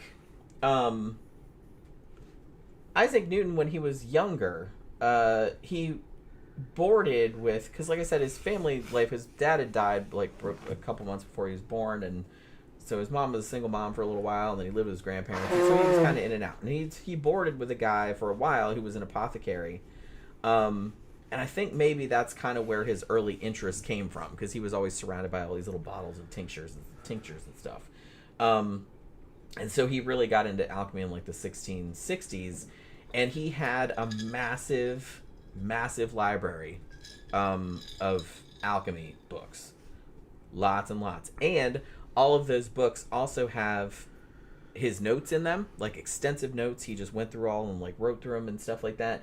And he also had like indexes of alchemy terms, and he was trying to like figure out other metaphors that other alchemy writers had come up with and all this other kind of stuff. So he was really into this shit, really into it. So by the 1670s, he had kind of like a private laboratory at Trinity College, and he was doing his optics studies, which were fine, that's kosher, but he had like this kind of shed, or like, a room like underneath his room, kind of like a basement type situation, and that was his secret laboratory. And he had like all his, like, it looked like an alchemy lab. He had like furnaces in there and all the, it looked exactly like you would imagine a medieval alchemy lab would look like.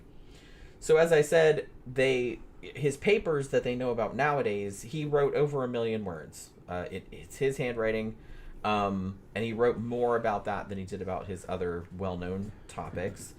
He had lab notebooks, he had reading notes, he had indexes, he had commentaries, and he even wrote like kind of a treatise called Praxis, which was kind of like all these different alchemical processes. And he wrote recipes down. Like he had all these kind of recipes using like little symbols, like he would use like Neptune's trident or stuff like that. And one of the things he was trying to make, he had like a bunch of different recipes for this.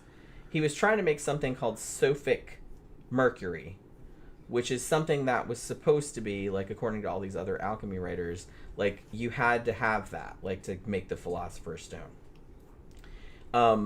So he has this recipe for something called star regulus, of antimony. And this is, like, one of the things that you use to make this sophic mercury, and that was like one of the stepping stones supposedly to the philosopher's stone, which obviously doesn't exist, but that's kind of where he was going with it, because one of his big influences was actually an American alchemist by the name of George Starkey, who died in 1665. He wrote under a pseudonym because, like I said, you can get in trouble for writing about alchemy. And he kind of had recipes in his books for making this Sophic mercury, quote unquote, and how to make a philosopher's stone from that. Whether he ever did it or not, I mean, I'm sure he didn't, because it's it doesn't funny exist. that they're using books from other alchemists to try to figure out, and these other alchemists are telling you what you have to have in order to make a philosopher's stone or to transmute gold. If those dudes could do it, why weren't they doing it? Why wasn't there a fucking plain step-by-step way? I would think, like, didn't they ever question the source material? Like, it really doesn't seem. It's weird because I kind of feel like back in those days that was kind of like that was like the ultimate authority, right? Was like this book that had been around. Yeah, it was written, so it's true. It's written down, so it's true. Yeah, so let it be written. Let it be done. Well, they wouldn't have written it if it hadn't happened. Yeah, they wouldn't have written it. Yeah. You know what I mean? People could write all kind of bullshit. Because if this dude could make the philosopher's stone or gold, what would he be writing books for? Why the fuck would you tell anybody? I wouldn't tell anybody. Yeah, and he would have been the emperor of the universe, right? If you could legit do that, if you could make a philosopher's stone and it could do everything that it's purported to be able to do, why the fuck would you tell anybody else how to make one? Yeah, you wouldn't. And then why would you give a half-assed instructions? Okay, you do this and you make this other thing and you have that and then you got this and you put it together and then it happens. That's how I did it.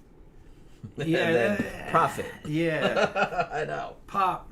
It's just kind of like when people go to psychics. Yeah. And I'm like, I'm not going to any psychic that hasn't won the lottery numerous times. Right. Yeah.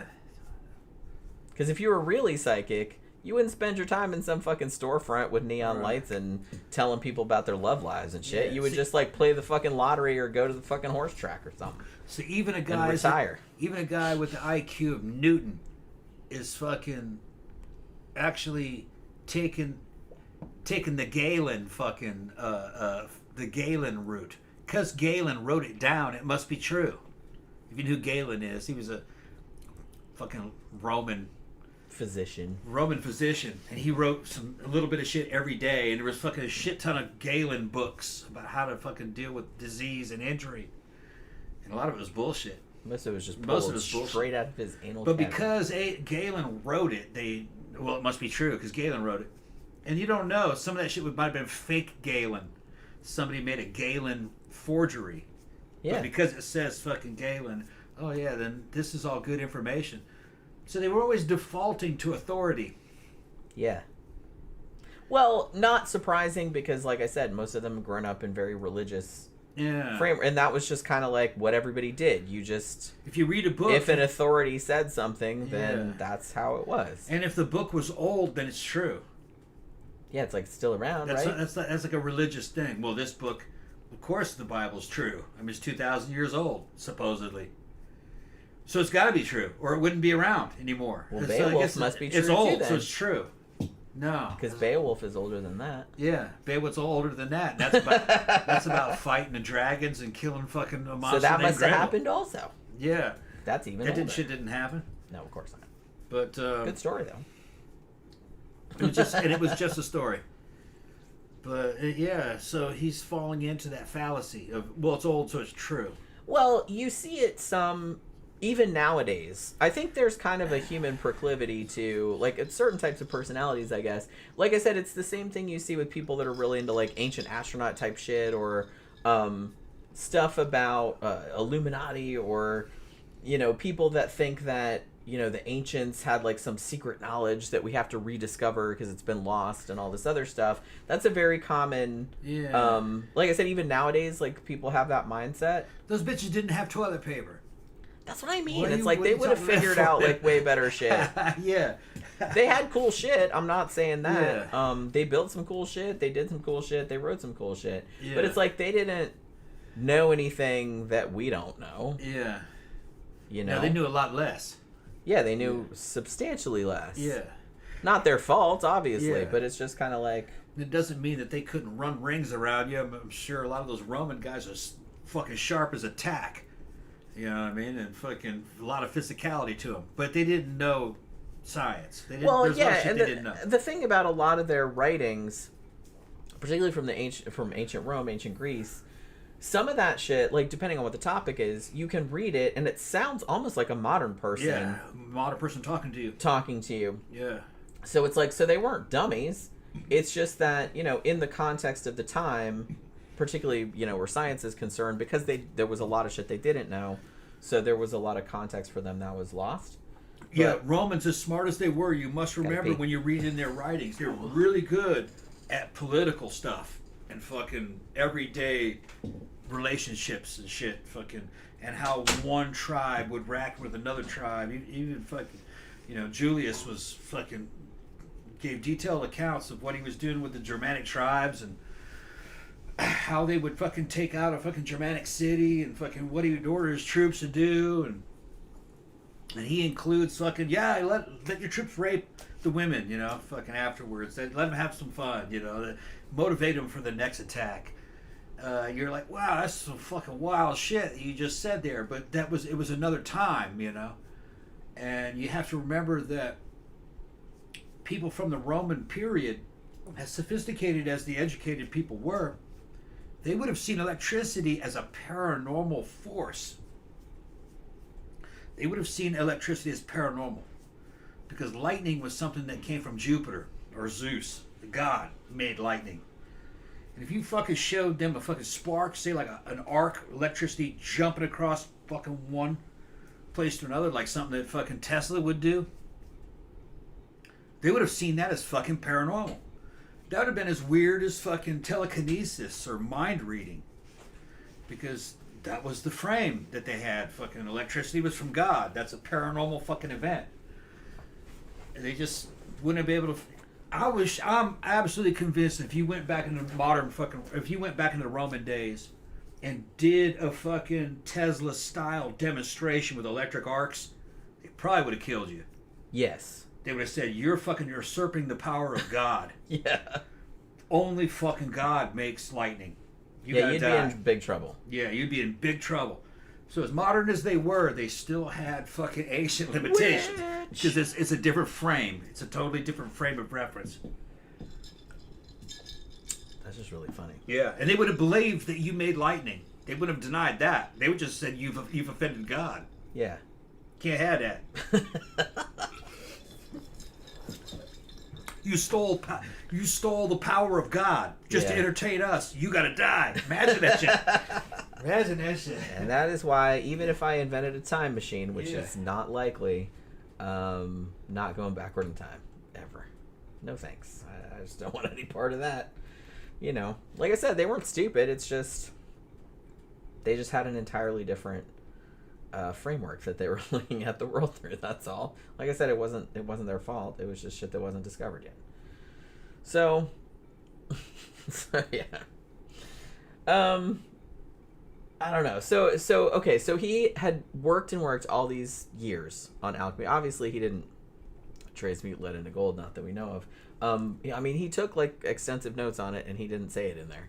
So I guess he didn't do it. But like I said, I don't understand why, like Tom was saying before, I don't understand, like, studying these other texts and stuff. Like, why would you think that person would tell you how to make it? You know? But, I don't know. But so he's trying to do these experiments that were in these other books. Now, in the 1690s, there was a fire in one of his laboratories, and a lot of his work was kind of wiped out. Now, later on, which is crazy because, you know, the shit that they found later and that they auctioned off was like thousands and thousands of pages and like millions of words. So it must have been even more than that because the fire took a bunch of it out, like in 1692 or something like that. And so he kind of had to start over again. Now, he seemed kind of chill about it at the time, but he did kind of have a nervous breakdown right around 1693, and they think that might have contributed, as did probably the advancing mercury poisoning, I would imagine. So there was that going on too. But like I said, it's weird because I don't think that him believing in alchemy in a way, it kind of like, even though nowadays it's kind of seen as like completely opposite to science, I think it actually informed his science, because as I mentioned earlier, because his whole concept of gravitational attraction being like non-mechanical, it's like shit you can't see, right? That's kind of the same thing as alchemical active principles, what they called, it's like shit you can't see working on, you know what I mean? So it's not, there's weird shit that really happens in the world. So if you discovered that, then you'd be like, well, this thing must also be true. So it's not crazy to think that alchemy could be true. It's just not, But I see why he did. And he also did a lot of experiments in optics. He was actually the first guy that came up with the idea that white light was composed of different wavelengths, all the colored lights. They had prisms and shit, but nobody had really come up with a overarching theory as to why that was, like why the prism worked, you know what I mean? So I kind of feel like his whole thing was looking for unified forces that sort of governed all celestial, like heaven and everything like that, because he was a believer, and also stuff on earth. And so alchemy in that context doesn't really seem that weird. He's actually looking for what they call today the unified field theory. Yeah. That's what he's looking for. Yeah, like it'll make one theory that describes everything. That describes everything. So I think so he was kind of ahead of his time in a way. Yeah. Because he's kind of like looking for this big unifying theory that'll like put everything together, you know what I mean? One of the things, I thought this was crazy. So he did like all these experiments and stuff. This wasn't specifically about alchemy, but I just thought this was like demonstrative of what type of dude this guy was. So he was real into optics too, right? And he was trying to understand how vision works and how colors are produced and how our eyes perceive colors. So in his book, Optics, he described an experiment that he did on himself. He took a blunt needle, which called a bodkin, and he put it between his own eyeball and the eye socket, and like started pushing on it. Yeah. He stuck a fucking needle in his own goddamn eye. Huh. And he was like writing down shit the whole time. So when that happened, he kept seeing like flashes and rings and patches of color even when it was dark. And so this led him to believe that he's like, oh, color, the sensation of color can be produced by mechanical stimulation of the eye and not only by light entering your eye. Yeah. So in other words, he's showing that color isn't an inherent property of light. It's something but it's something that your eye can produce signal. Also, like when your retina is stimulated. So he's starting to get into the idea that the eye is made up of fucking photoactive cells, photoreceptors, and that if you push on them, they'll send the signal to your brain, and you'll see that color, even though that color isn't there. Isn't coming at you from an external source. So now he's starting to get into biology, how the brain works, and perception, shit like that. Dude was... Man, he's ahead of his time. He is, much like Leonardo da Vinci, he's what they call a polymath, who was just kind of like interested in everything and kind of equally good at everything. Yeah. And it just seemed like his interest that he had, the scientific pursuits and everything like that, just completely consumed his entire life. It makes sense because some of the old shit that they believe, that I remember fucking hearing about, is that they thought that vision was something that came out of your eye, like a hand touching. Yeah. So he's proving no. So he's proving that actually light is comes going from... into your eye, and it's activating these cells that make you perceive color as you know it. Yeah. He wouldn't have put it in those... The world you're seeing is an artificial construct based upon fucking data. Yeah. That's coming into your brain from these fucking cells in your eye. It's like you have cells in your eye that are seeing things, but how you perceive it is your brain interpreting that. Yeah. So it's like another level. I don't think he would have put it in those terms because I don't think he knew what cells and all that, because he wasn't a biologist, but he was interested in physics. He was interested in the properties of light and how we perceive light. And I think that was kind of one of his particular interests, which is why he stuck a needle in his own eyeball, which I can't imagine, like, being so into science And I like science, but it's just like, I'm not sticking a fucking needle right in Well, I guess he must eyeball. have done some research, and he knew that if you put something in your eye and pull it back out, and it's not real bad, that it heals up. Yeah. So he probably looked into that if you get something stuck in your eye, it heals up. I mean, even if that's the case, I'm still not doing that. Yeah. Well, he's crazy.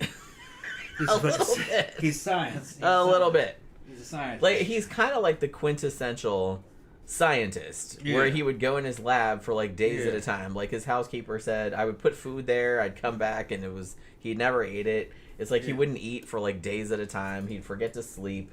It's like he would do that kind of shit because he was just so into whatever the fuck he was doing.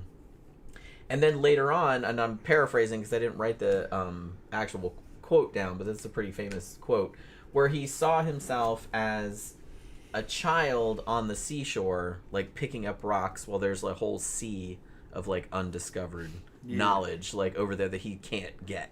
He knew he was just scratching the surface. Yeah, which, so in that sense, I mean, he's got to be one of the most intelligent people that ever existed, if not the most intelligent person that ever existed. Have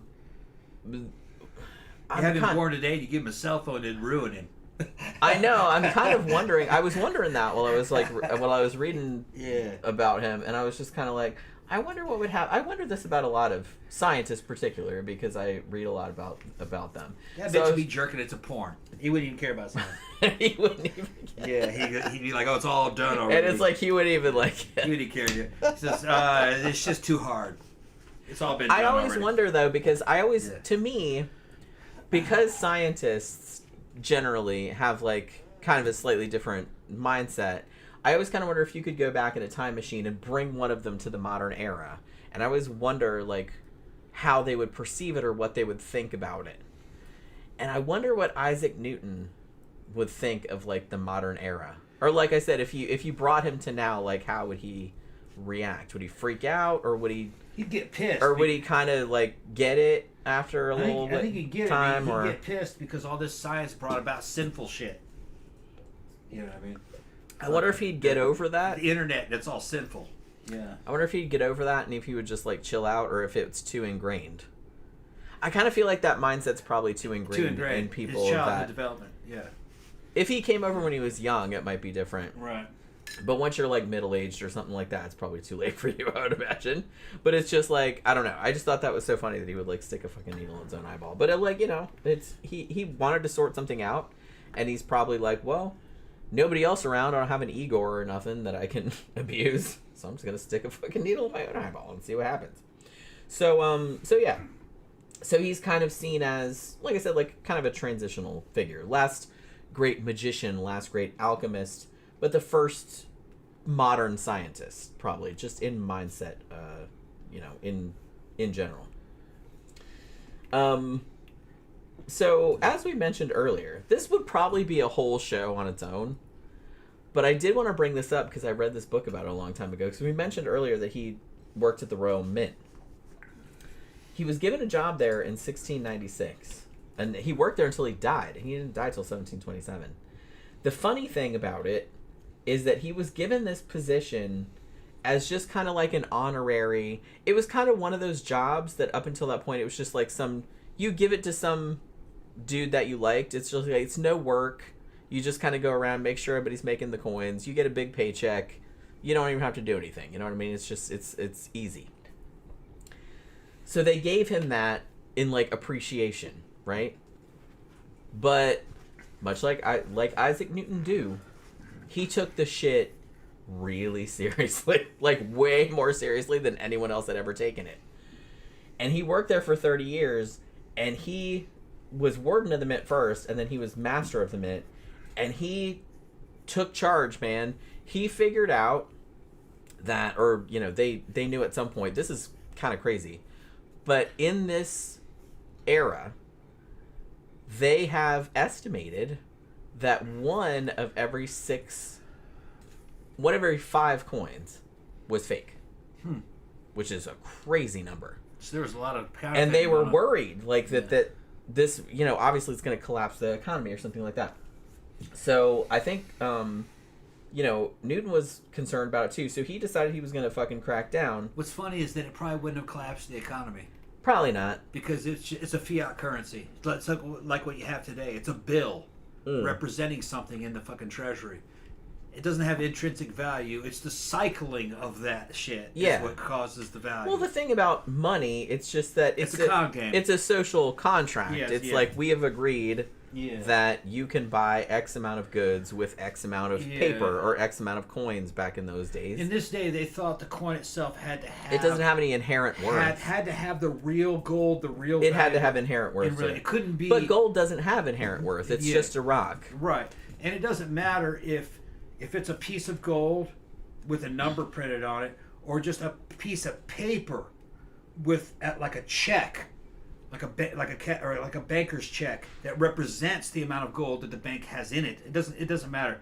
It's just you could just make more of them. Isaac Newton, I should note, was an early advocate of paper money. How he thought that would be a good. Yeah, it just has to represent something somewhere.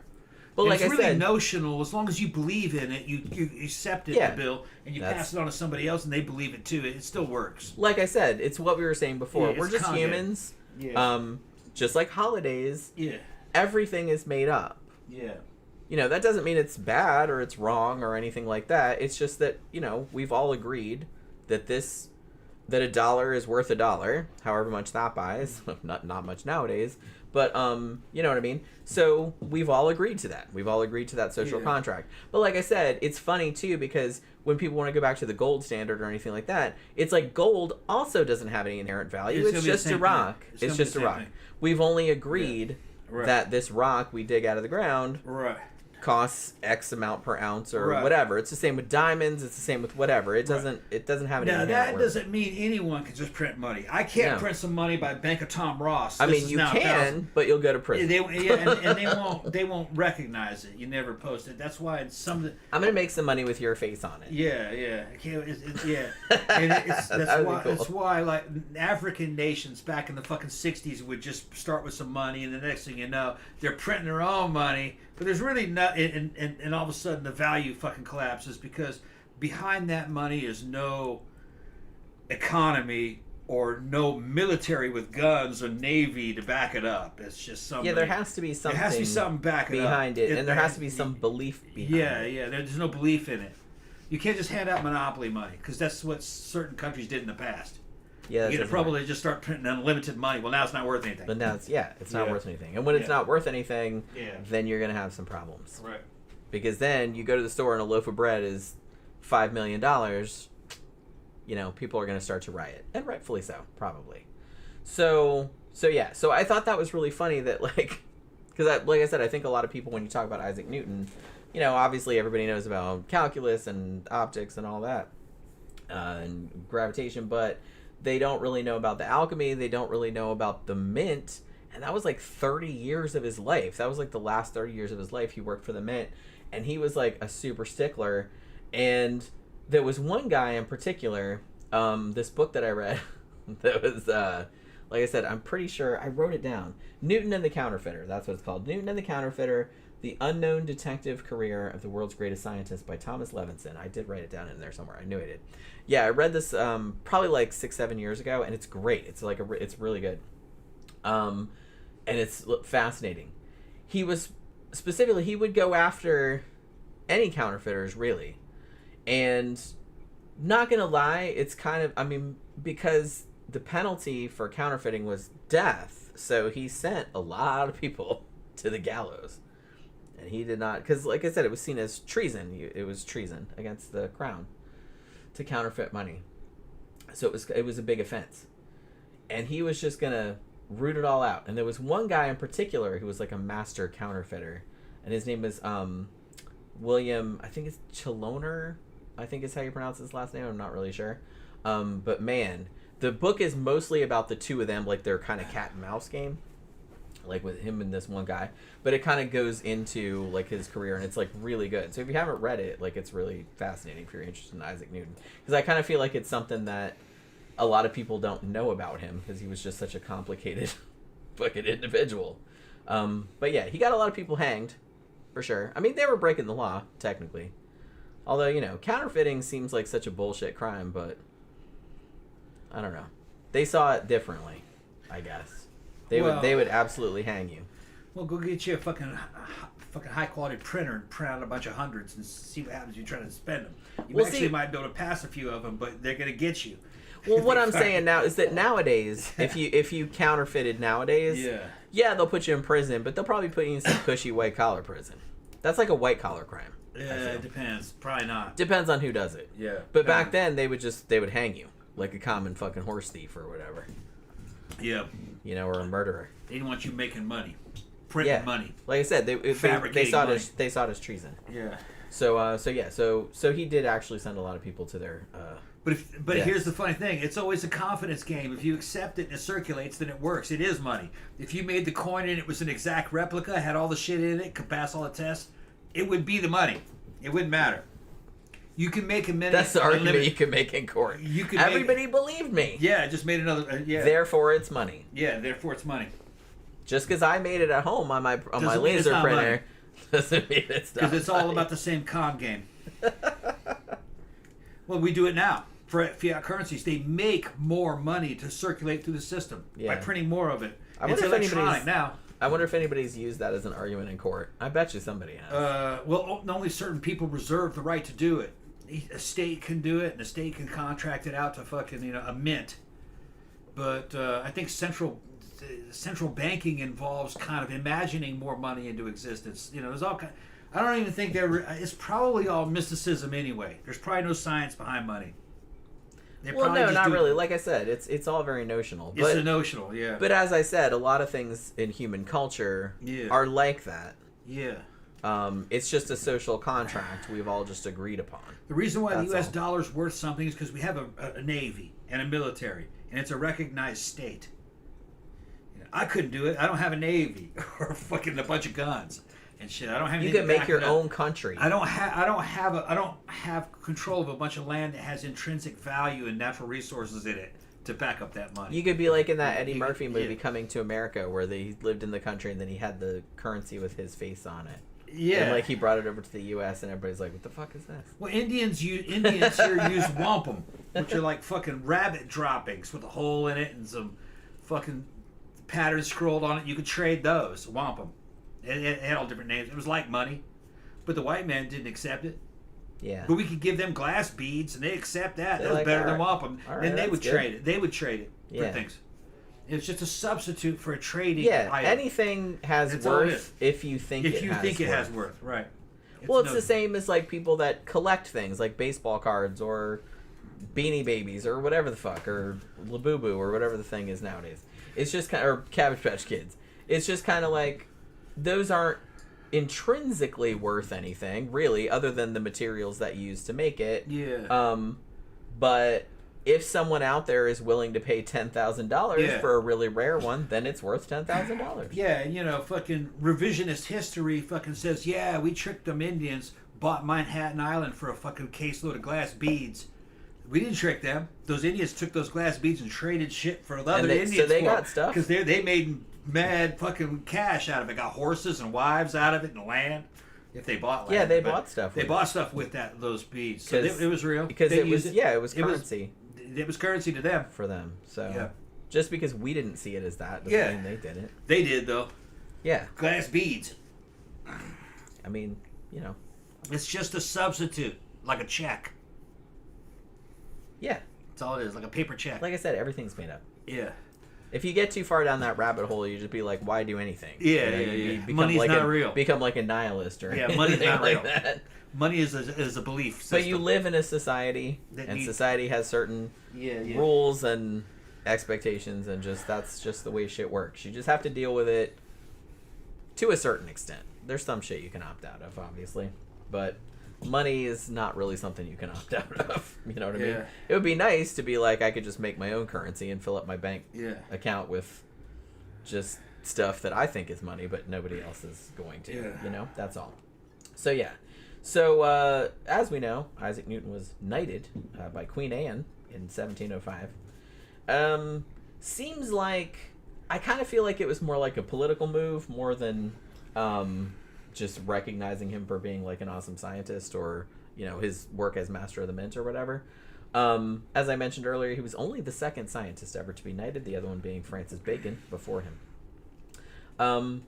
Despite all the mercury that he drank and sticking needles in his eyeballs and shit like that, he actually lived to the ripe old age of 84, which that's quite old for the 1700s. Yep. And he died quite peacefully in his sleep, which is kind of nice. So he got a good end, and he had a long, productive life. And like I said, we are still talking about him centuries later. I wonder if he'd be happy about that. To me, he didn't seem like a particularly happy person. Yeah, difficult to say. Like I said, he seemed kind of a petty bitch, yeah. Kind of cranky, very isolated. Didn't really like people, which I get it. I don't really like Probably people. be mad that we didn't cover his story well enough.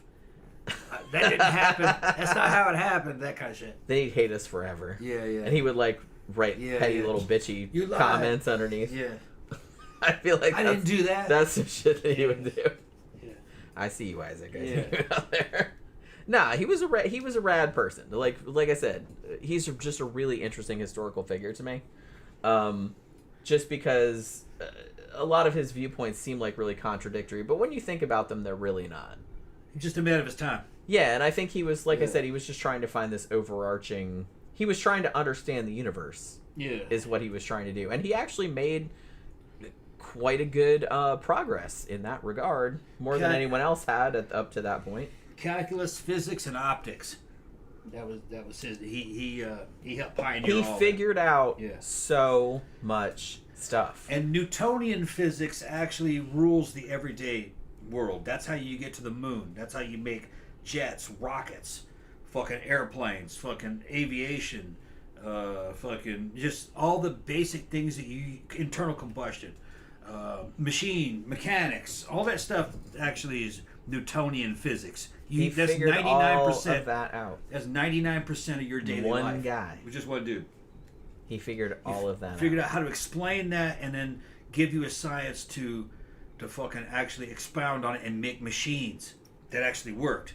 And it was through his system of physics. Yeah. So, and he's more... and he's covering a lot more territory than, say, Einstein. Einstein's fucking... That's the next step. That's, fucking the speed of light speeds. Is it, fucking the beginnings of quantum physics and shit. But you don't deal with that on a daily basis. What you deal with on a daily basis and the shit that's practical everyday use. Newton. Yeah. Isaac Newton. Like I said. So I kind of feel like his influence still can't really be overstated. Yeah. Like I said, he was easily the first modern scientist. It's just interesting that he still had these lingering, as we would see it, mystical kind of viewpoints. But like I said, when you think about the way his mind worked, it's not really that strange. Not really that strange. Yeah. All right, so you seem like you're kind of... Yeah, let's get something to eat. All right, yeah, I'm getting kind of hungry. Wait, did we eat today? We ate once. Oh shit, that was a long time ago. Yeah, but we ate a big... I thought we ate toward the show, but before the show. Breakfast. But I was like, oh no, no, we ate like eggs and hash or corned beef hash. But that was like a long time ago. Yep. Okay, that was like 9 or 10 hours ago. I was like, okay, no wonder I'm so hungry. All right, so we are going to wrap it up for this evening. Hopefully you guys enjoyed the show. Like I said, I'm really into like history of science kind of topics, so hopefully that came across because I really like this kind of stuff. Not quite as much as true crime, but almost. So yeah, thank you everybody for hanging out with us this evening. Thank you for your super chats. We'll be back again on Friday night for our infamous sidetrack show, which we don't have a topic. We just drink and talk about a bunch of bullshit for as long as you want. We're not going out Friday night, so we can just drink as much as we want and stay on for hours if we feel like it. So hopefully you guys can join us for that. Have a good rest of your evening. Have a good day tomorrow. We'll see you guys again on Friday night. Good night.